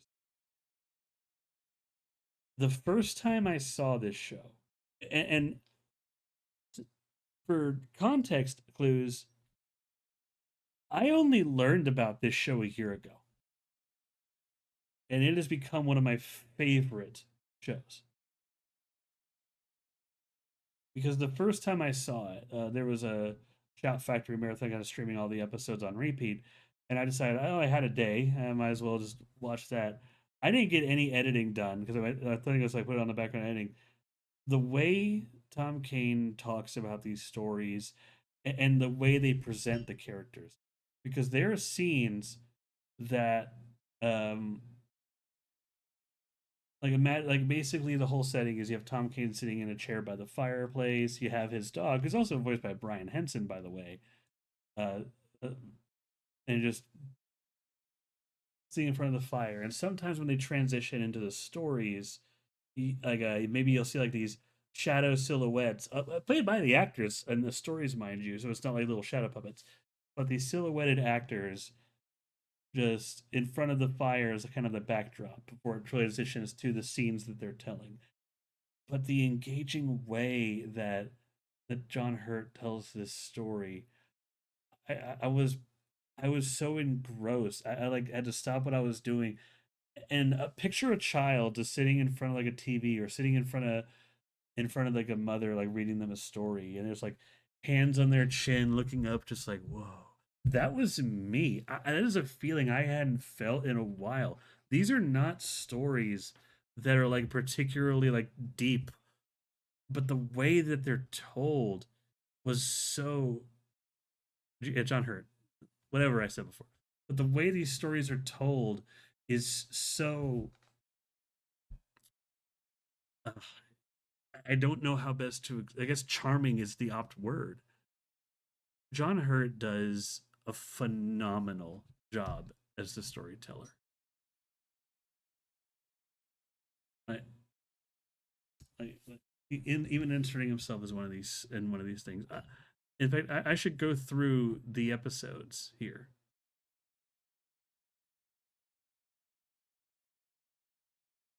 All right, here we go. So there's only I should mention this is a short series. There's only 8 episodes in total. And this each one was about 30, a little over 30 minutes long, doing a simple story. Some of them are familiar. I'm not gonna. That's the thing I won't fix in editing, Griffin. I mess up all the time. But I'm gonna go through each episode one by one. Just give you a brief synopsis and my general thoughts. It is a show I really recommend everyone watches. But episode one is called Hans My Hedgehog. Um, the synopsis in my words is basically you have this woman who wants more than anything to be a mother. Like she is an old, she's getting older. She's her husband have tried, they can't have children, and at one point she's like, I want a son. I'll adopt. I'll give birth to a monster. I don't care if it's a half animal baby. Like I just want a child of my own. And of course, be careful what you wish for. Eventually she is blessed with child, but this child is this half boy, half hedgehog thing. His name, and of course, he's named Hans, but he goes through a name change later for reasons. I won't tell you the name change. That's actually kind of fun and important to the story. But the important part is this child.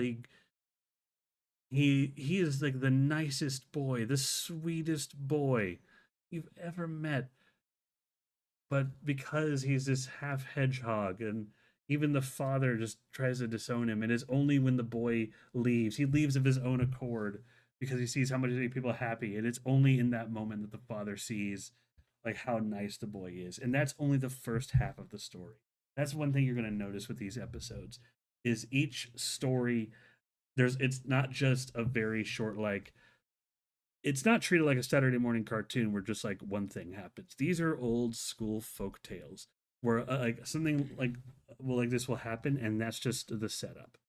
We now know that the Hedgehog Boy is in his own place here. Like he's left his space. He is a good boy, but people fear him. And at one point, the king, or a king, gets lost in the woods, stumbles across this little house where Hans goes there. But even no matter how nice Hans is, he's been alone for so long with only his animals to keep him company. So he's a little grumpy. But he's still good at heart. He makes a promise to the king and says, "Hey, like I'll help you out. I'll help you lead you back to your kingdom, but I want something in return. In 1 year's time, I'm going to come by your kingdom. My payment will be the first thing that greets you when you come back." And the king accepted heavy heartedly, but he did. Because the king thought the first thing that would greet him, as per usual whenever he goes out, would be his poor dog. But he'd be willing to part with his dog and spend one more year with his old best friend for the sake of returning home to his family. But it wasn't the dog. This was a day where fate had conspired against him, and the first thing to greet him back was his own daughter. And whatever happens left, you gotta watch the episode. It's a folk tale about learning, like, not to judge a book by its cover. But yeah, that is Hans my Hedgehog. The second episode is it's it's I have a three-way tie for favorites, and episode 2 is in that three-way tie. It's called Fear Not. It is about a boy who's a little dim-witted, but just he's never shuddered. He's trying to go down under fully understand like what fear is. There's this hilarious interaction where early on these bullies are trying to bully him and steal like these buttons bought for his father, and they basically get on each other's shoulders, put himself a cloak and a deer skull, and just I'm blah, blah, blah, blah. I can't even remember the name of the creature they said. It's like, oh well, I've never seen one of those before. Give us the buttons or I'll eat you. Oh well, I don't want that. That's not very nice. Like those are the kind of reactions he get. They're so deadpan, and eventually, like through no fault of his own, sometimes he'll fail these, but because he's just a little bit dim-witted and his father's tired of his shenanigans, he basically sends him on a journey. This the son's like, I want to learn how to shudder. I want to learn what fear truly is. Maybe I can learn something new. So far as like, okay, but don't come back until you've learned something. So he sends him on his way with barely anything to his name.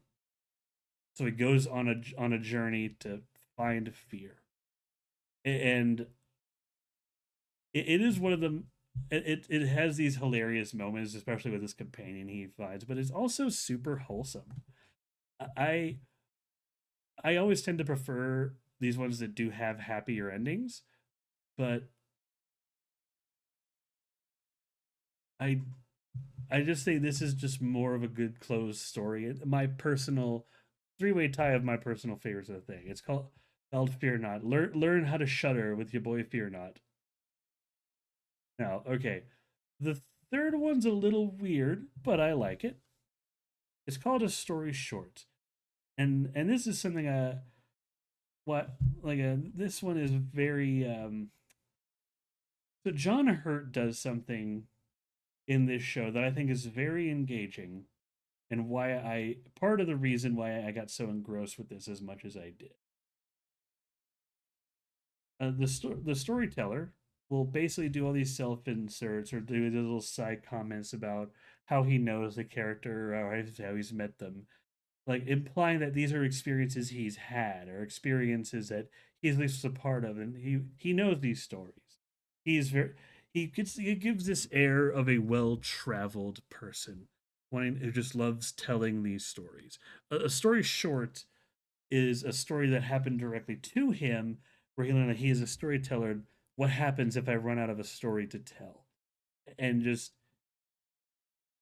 like about just a poor storyteller who through cunning and just a little bit of goodwill made it through life, and basically did cunning his way through a hot meal, and ended up being punished by the court because he did steal some stuff. I'll save the details for when you watch for if and when people want to watch this. But he ends up not having a story and making this deal to get a story with someone he doesn't know he could trust. Well, let's just say things happen, and the person he made a deal with might not be fully reputable. Maybe they're a little self-serving, but they do honor. Well, it's. I'll save the details for the end. It does have a, I would say, a bittersweet ending. But that's the other thing I wanted to mention about all these stories. Some of them have good endings. Some of them have sad endings. Some of them are very bittersweet. This is one that is, for some people, it could be considered a happy ending, but I would say it is a very bittersweet ending. But it's a very good ending nonetheless. It really conveys that this is an old wizened storyteller who's been through a lot and has seen the world. He wants to see more. It's, and then kind of a, like he seems to always have something up his sleeve or some story to tell. And he's saying like, "Hey, it wasn't always like that. Sometimes he can't think of something, but but in order to get these stories, you got to go through these experiences." Now, episode 4, this one and the next one are like the other two that are tied for my favorite. This one's called The Luck Child, and this one's up there as one of my potential favorites. Just like with Fear Not, it's very straightforward and simple, but this one is basically the ultimate moral here is don't the harder you try to subvert destiny, the more you try to stop something from happening, the more likely it'll be done by your hand. Because the main characters in this story are a child who's blessed with great luck, who is destined to become king, and a tyrant king who wanted to rule till the day he died. This move, it could go places. There's a lot of places it could go. If you're thinking of one direction to go, you're probably right. But it does more than that. Now, I should also mention here another standoff of the series, and by this episode, it's very true because we get a few things like that in Fear Not. We definitely get it with Hans my Hedgehog. We get it a little bit in Story Shore. I think like one scene in particular, but we definitely get it with Luck Child. This is a Jim Henson production, and just about every episode has something awesome from the Jim Henson workshop. Like Fear Not has this really cool like fish creature. Story Short has a bunny question mark, and Hans my Hedgehog has, well, the hedgehog. Luckchild has a griffin, a Jim Henson griffin, and it looks so sick.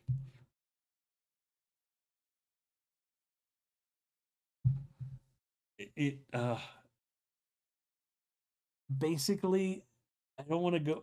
I'm trying to give a brief synopsis without going into too details, but at some point, the Luckchild ends up on this island where griffins are, and ends up it ends up trying to hide from one while it's basically just eating its meal or it's enslaves somebody else to constantly feed them, because if they stop, it's like, well, no, only you then. Like, but the animation, it's very reminiscent of something you'd see in the Labyrinth, but instead of going through any studio restrictions, the Jim Henson workshop, they're just like, no, this is our show. Even if it looks weird and wild and wacky, even if some of the stuff looks that you can tell it's a puppet, let's get weird with it. Let's get good with it. And all of the effects look good because of it. Yes, you see some of the strings on the little flying imps, which I'll talk about later. Yes, you could tell some of these things are puppets, but they are good looking puppets. They are awesome. They're so creative. The Luck Child's like, it's one of my favorites because it's the episode that just showed me, and because I did see initially see these episodes in order, by Providence. But like Shadows of showing me is like, man, this this show is so charming with such good. This is how did I miss this show as a kid? If I saw this on TV as a young child, I would eat this up. And I know that because I see this little enemy. Now the fifth episode, that's probably man. This is it's tough to say which of those three is my favorite. This is one that does have a bittersweet ending, but I'm not going to spoil the why. The ultimate moral of this story is it's good to be a good person. It's good to be giving, and it's fine to be cunning. But think before you act. Always think before you give, and you always or do something for anybody. Think before every action you take because sometimes the consequences of doing one good deed could be worse than the alternative. The episode's called "The Soldier in Death." I'm going to kind of go over how it starts and the general setup, and I don't want to give away too much where death comes into this, but basically in the beginning you have this soldier. He's on his way home from war. All he has is 3 biscuits to his name. He's just going back to his kingdom, trying to live the rest of his days after a hard fought battle. He's a good man. He has all these 3 biscuits to his name. On the way home, he sees these he meets these people that help him along. He sees this dude like whistling and playing an instrument poorly. He pulls out his instrument and plays it and whistles poorly. Him and the stranger have a laugh, and they even they're like, "Oh, I wish I could play the banjo like you, friend. Oh, and I wish I could whistle as much as you." They have a laugh, talk about how bad the other person is. The other one, quick friends, nice stranger on the road type thing. Um, when the stranger proves hungry, it's like, "Well, I may not have a good whistle, but I do have food if you want it." Gives him one of his 3 biscuits. And the stranger's like, "Are you sure?" It's like, "It's fine." Like, "Well, thank you. May you can have my whistle. May it bless you and be able to spread cheers all throughout." The soldier carries on, sleeps through the night, carries on, finds out that suddenly he's able to whistle. He's able to whistle as good as the other dude. He whistles beautifully. Comes across the second guy is carrying something heavy. And just like, "Oh, how are you doing, friend?" It's like, "Well, I need a little help, all things considered." So he helps him move a few things, and after all that, the stranger's belly rumbles like, "Oh, I don't have any food on me. Everything's back at home, and I don't know if I can make the trip." He's like, "Oh, well, here, have this cookie, or have this biscuit." He's like, "Are you sure?" Like, "It's fine." He gives him the biscuit, and he's like, "Well, here, I have no more use for this. Have this magic sack. Anything can enter the sack if you command it." He's like, "Really?" He demonstrates. He's like, "Yes, that's that thing out of the sack. It's my gift to you. Thank you for this good deed. I'll be able to go home with see my family forthwith." Continues on his journey. Finds the third man, just kind of playing a deck of cards. He's super lonely, so he just has to stop and play with the old man. They just play a few quick game of cards, not betting anything, just playing for the fun of it. They have a great time. The man smiles. Just thank you very much. I'm set in my ways, and I don't know have anyone else left. So this meant a lot to me. And of course, his stomach growls. It's like, "Oh, I'm sorry." The soldier goes to split his last biscuit, but he feels bad. He can't just leave a starving young man with half a biscuit. So he gives the man the entire biscuit, leaving with no food for himself. Of course, the man thanks him and gives him the cards he was playing with. He says, like, "These cards are blessed with luck. You'll win every time. Use them well." So he takes the cards, the sack, and his wonderful whistle. and ends up commanding a few geese in the sack, taking them to an inn, makes a deal with the innkeeper. Says, "Hey, if you cook one of these geese for a fine meal for me, you can have the rest." And so he does, because that's a hell of a deal.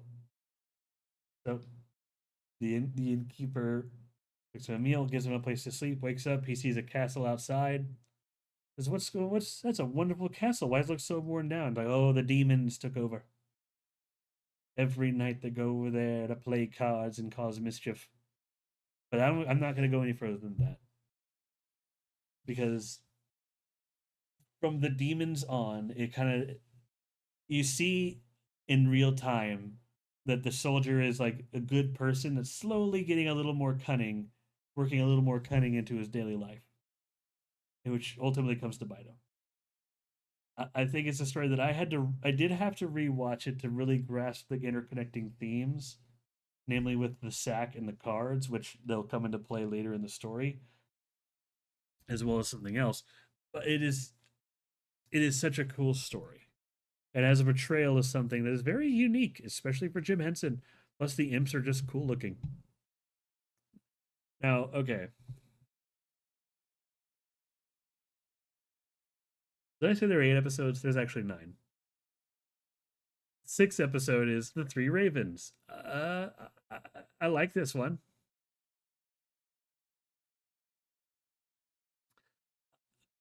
I, I have some problems with it. Like it's just one of those ones that kind of ends. But generally speaking, this is about a you have a widowed family, a king, his 3 sons, and his daughter, and they're mourning the mother who is just wonderful mother. The This witch tries to basically connive her way into the throne. Just ends up marrying the king. The kids don't trust her. The daughter doesn't trust her, and the witch resents them because no matter what, because she married into it, they're going to get the wealth and riches. So she decides to do something about that. Ends up and through her own little cunning spell, ends up casting a spell that she thought she had everybody only on the 3 brothers to turn them all into ravens. The daughter saw this and fled, of course, conniving and everything. The woman basically ended up blaming everything on the daughter. It ruined the kingdom, basically. And the daughter, all she wanted was to save the brothers and learn that through the brothers who like could talk, still like talk to her in a vision, that she had to keep silent, stop talking for 3 years, 3 months, and 3 days. Or then the curse would be broken. She couldn't talk to anybody, say a word. And so she did. And then when her kingdom fell, she was still silent and then went to another kingdom where she basically saw it happening again, but she couldn't say anything. All she could do is be silent as the witch just kept ruining things and even trying to make her life hell. All until the 3 days, 3 months, 3 days were out. It's a good story. My only problem with it is when it gets to the end, it just kind of wraps up. I know it's a fairy tale, but it feels kind of like this is one of those ones that just, yeah, oh, it's all this good fairy tale story. It's like, oh, everything's going. Oh, there's only 2 minutes left. It feels like all right, it's over. Huh. Although I also forgive it a lot because it does have kind of a meta joke at the end between like Brian Hansen and Storyteller, and it's really funny. All right. The next episode is for sure my least favorite. It's called The True Bride, and the only reason I don't like it is because they're not really a moral. This if you too can be a princess, then you too can have all of your problems solved for you by a mystical lion, who will then show you your true husbando, where you live happily ever after. Look, the troll in the show looks really cool and unique. They blended the makeup around the eyes with the mask they used to have this really cool, just disfigured troll effect. I really like it. But I don't care for the story. It's just kind of a nothing burger. I don't know if it's a good moral, but I don't know what else to say about it. It's basically this girl who is her parents. She was orphaned by her parents. She doesn't have anything. all she has is this troll who raised her, but the troll is a vicious, evil thing. It just makes her do things and hates contradictions. Makes her just do things that she obviously can't do. Offer her to do what anything that she can do just to get little things around the house done, and it's have an excuse to beat her. He's a bad dude. And then one day he asked the girl to do something truly and utterly impossible. And then she notices this white lion in the corner. It's like, oh, you look tired. Go to sleep. And she wakes up and the job is done. It's like, whoa, what is this? Like, I don't want to go into patterns, but like through the first half, you think it's going to go one way and it goes another way, and you're just like, well, wait, what was the point of the lion then? It's so it's so confusing in its messaging. It's otherwise a good show. It's my personal least favorite. The next two though are also good. They're almost they're right behind my top three, like right behind it, and it kind of raises the stakes when I rewatch them. Second to last is one called Sap Sorrow. Um, it's kind of a retelling of Cinderella, mixed with a few unique twists. Because the larger part of the story is you have this cursed uh, woman. No, everyone can kind of tell is a woman, but is this horrid, hairy, beastly, dirty thing, just scrubbing floors in this kingdom, no one can care for. And every night she basically sheds the dirty, hairy skin and becomes her true self. That's just part of the curse. It's like a Princess Fiona situation. Now, we do know what cursed her, and that's where the story is different. The thing that cursed her is early on she had the Cinderella thing where she had two evil stepsisters, and they were actually they weren't even stepsisters; they were just sisters, and they were under this king. And just like you do in fairy tales, the mother died, and because it was tradition in the town, the daughters wanted the king to remarry somebody to be happy, as some ulterior motives. And the law of the land was whoever wore the queen's wedding ring, whoever would marry the king. Whoever the king offered it to and it fit they would then marry the king. That was the law of the land. Actually, no, the king didn't have to offer it. It's just whoever it fit. At one point, the evil sisters were just kind of, and they're literally called the evil sisters. There's a funny meta joke in there, but the evil sisters are it's examining the ring, and they're just kind of messing with it. They drop it. They're worried it's scratched, and Sapsara's like, "What are you doing?" It's "Oh, shut up, Sapsara!" Trying to blame it on her. It's like, "Pick up the ring, pick up the ring." Sapsara picks it up, hides it behind her back. Of course, they don't want anyone to get in trouble because Sapsara's trying to be a good person. In grabbing the ring, she accidentally slipped it on her finger. So when she goes to put it back, it's there, and as she goes to take it off, the king sees it as well as his advisor, who grab her hand before she could take it off, and just like, "What have you done?" Because the law of the land is Sapsara has to marry the king, but she can't do that. It's her dad.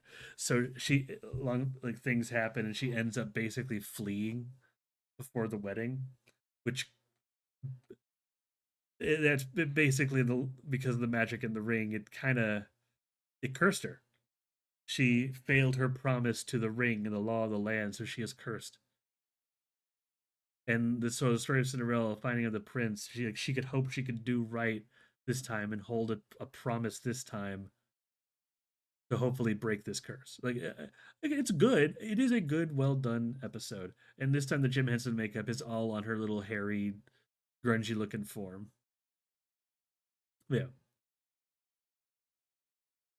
What is the top rated, like the top rated episode?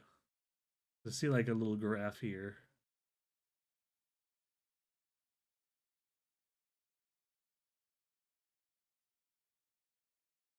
Episode episode five. The Soldier in Death is widely considered the best episode. The best episode. I can see why. It's why, but it's personally tied for my favorite. But yeah, the last episode is called The Heartless Giant. Uh, this one I get. This is pretty simple and straightforward. You have this giant who kind of wandered the land. He, he was rude. He was brash. He wasn't. He was constantly just making trouble for all the villagers around him because of where they lived. Before he was ultimately subdued and just held in this kingdom, a prisoner forevermore. The story follows this kid who, as fairy tales go, is a wide-eyed, spirited, good kid. One day he kind of comes across going to some place that he probably shouldn't be. He comes across the bars that allow him to look down into the giant's cell, where he actually gets to meet the giant. The giant just wants out, and over time has gone from being just kind of a rude, disruptive jerk to purely heartless. The giant will do anything and everything he can to get out, and of course tricks the boy to get him out. But in doing so, ends up kidnapping the little boy. The giant takes him to his hut and is like, "Oh, please give me back." And ultimately, the giant's like, "No, I don't. I have no desire to go back there. Um, they trapped me for so long. I got to return the favor." So the kid the giant takes the kid, has him do all these menial tasks, but everything is giant, so it's difficult for him. But all these different attempts to like get the giant asleep or in searching for the key to his shackles because he's basically chained to the floor. He can't leave the house. He ends up making himself look good by cleaning everything. Part of it is because he wants to clean it, but part of it is just to make him look good. And every time the giant goes out and comes back, he comes back to like an immaculate house. And he's just like stroking his beard, just like, very good, very good. But now over time, he ends up talking to the boy, and like they try. There's of course interactions, but the boy does get through and is like, "Hey, I'm sorry." Basically, they make a deal about like, "Hey, let me go. I know you're upholden to this, but I am the prince. I have the authority. I promise. If you let me go, we will leave you alone as long as you leave us alone. We don't have to. Everything could just be square." I'm not going to say what happens after. If this is a good ending or a bittersweet ending, but this is one that I think might be a few people's favorites because of the effects on the giant and the ending. Because it's one of those that makes you go, ooh, whoa. But yeah, that's generally the synopsis to all 9 episodes. But the storyteller within a year has become one of my favorite shows, and it really does break my heart that I did not see this when it first came out.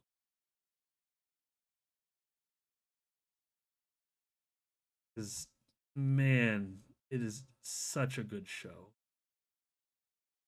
Now there is a sequel series.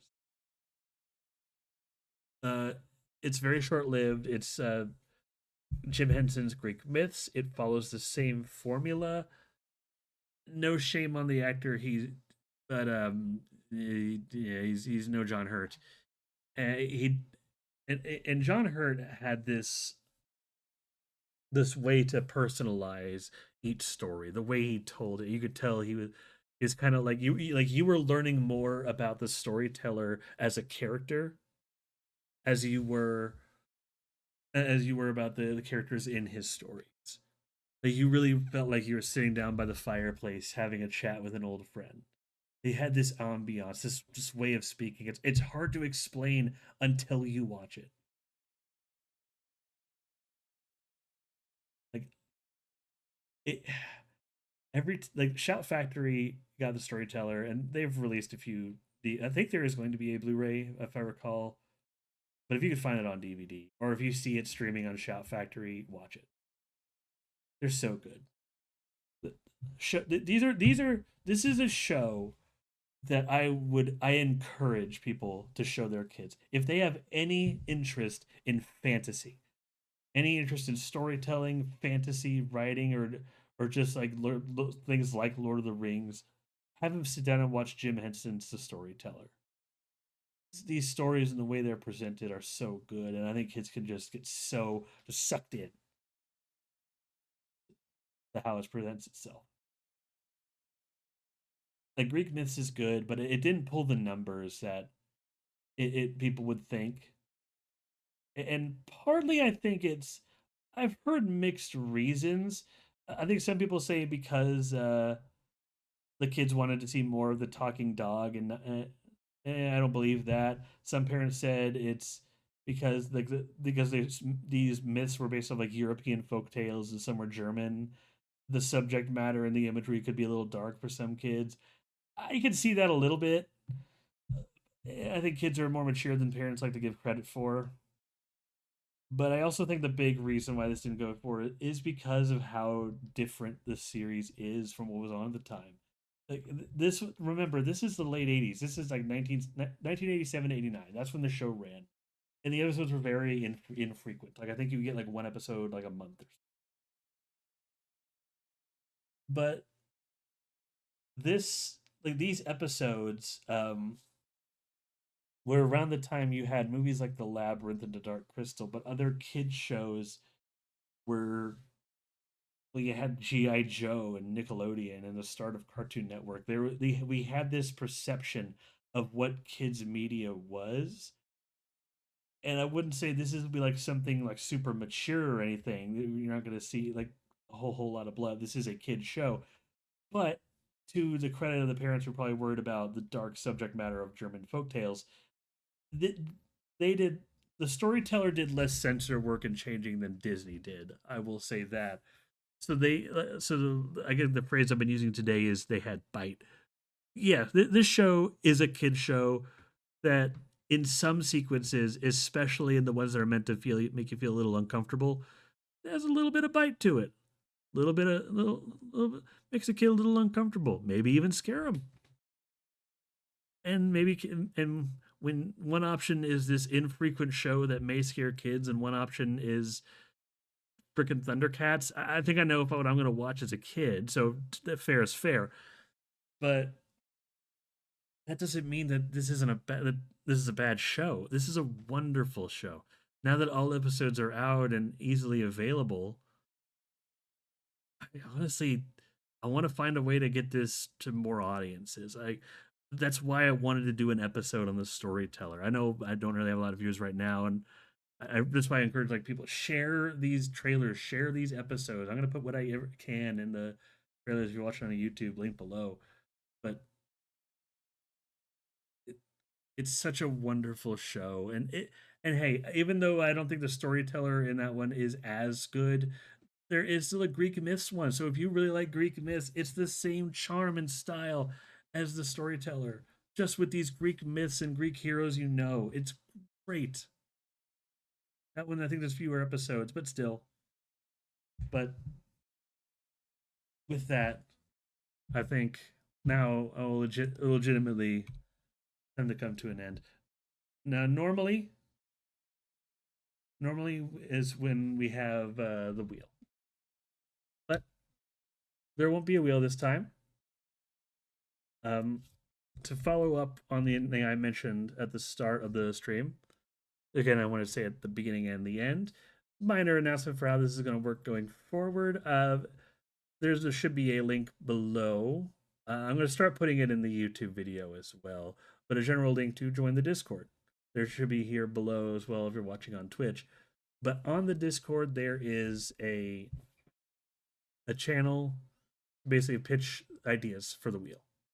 Like there's like a movie I could cover, a topic I could cover, something I could watch beforehand to kind of keep going. But like going forward, this may be a just me thing.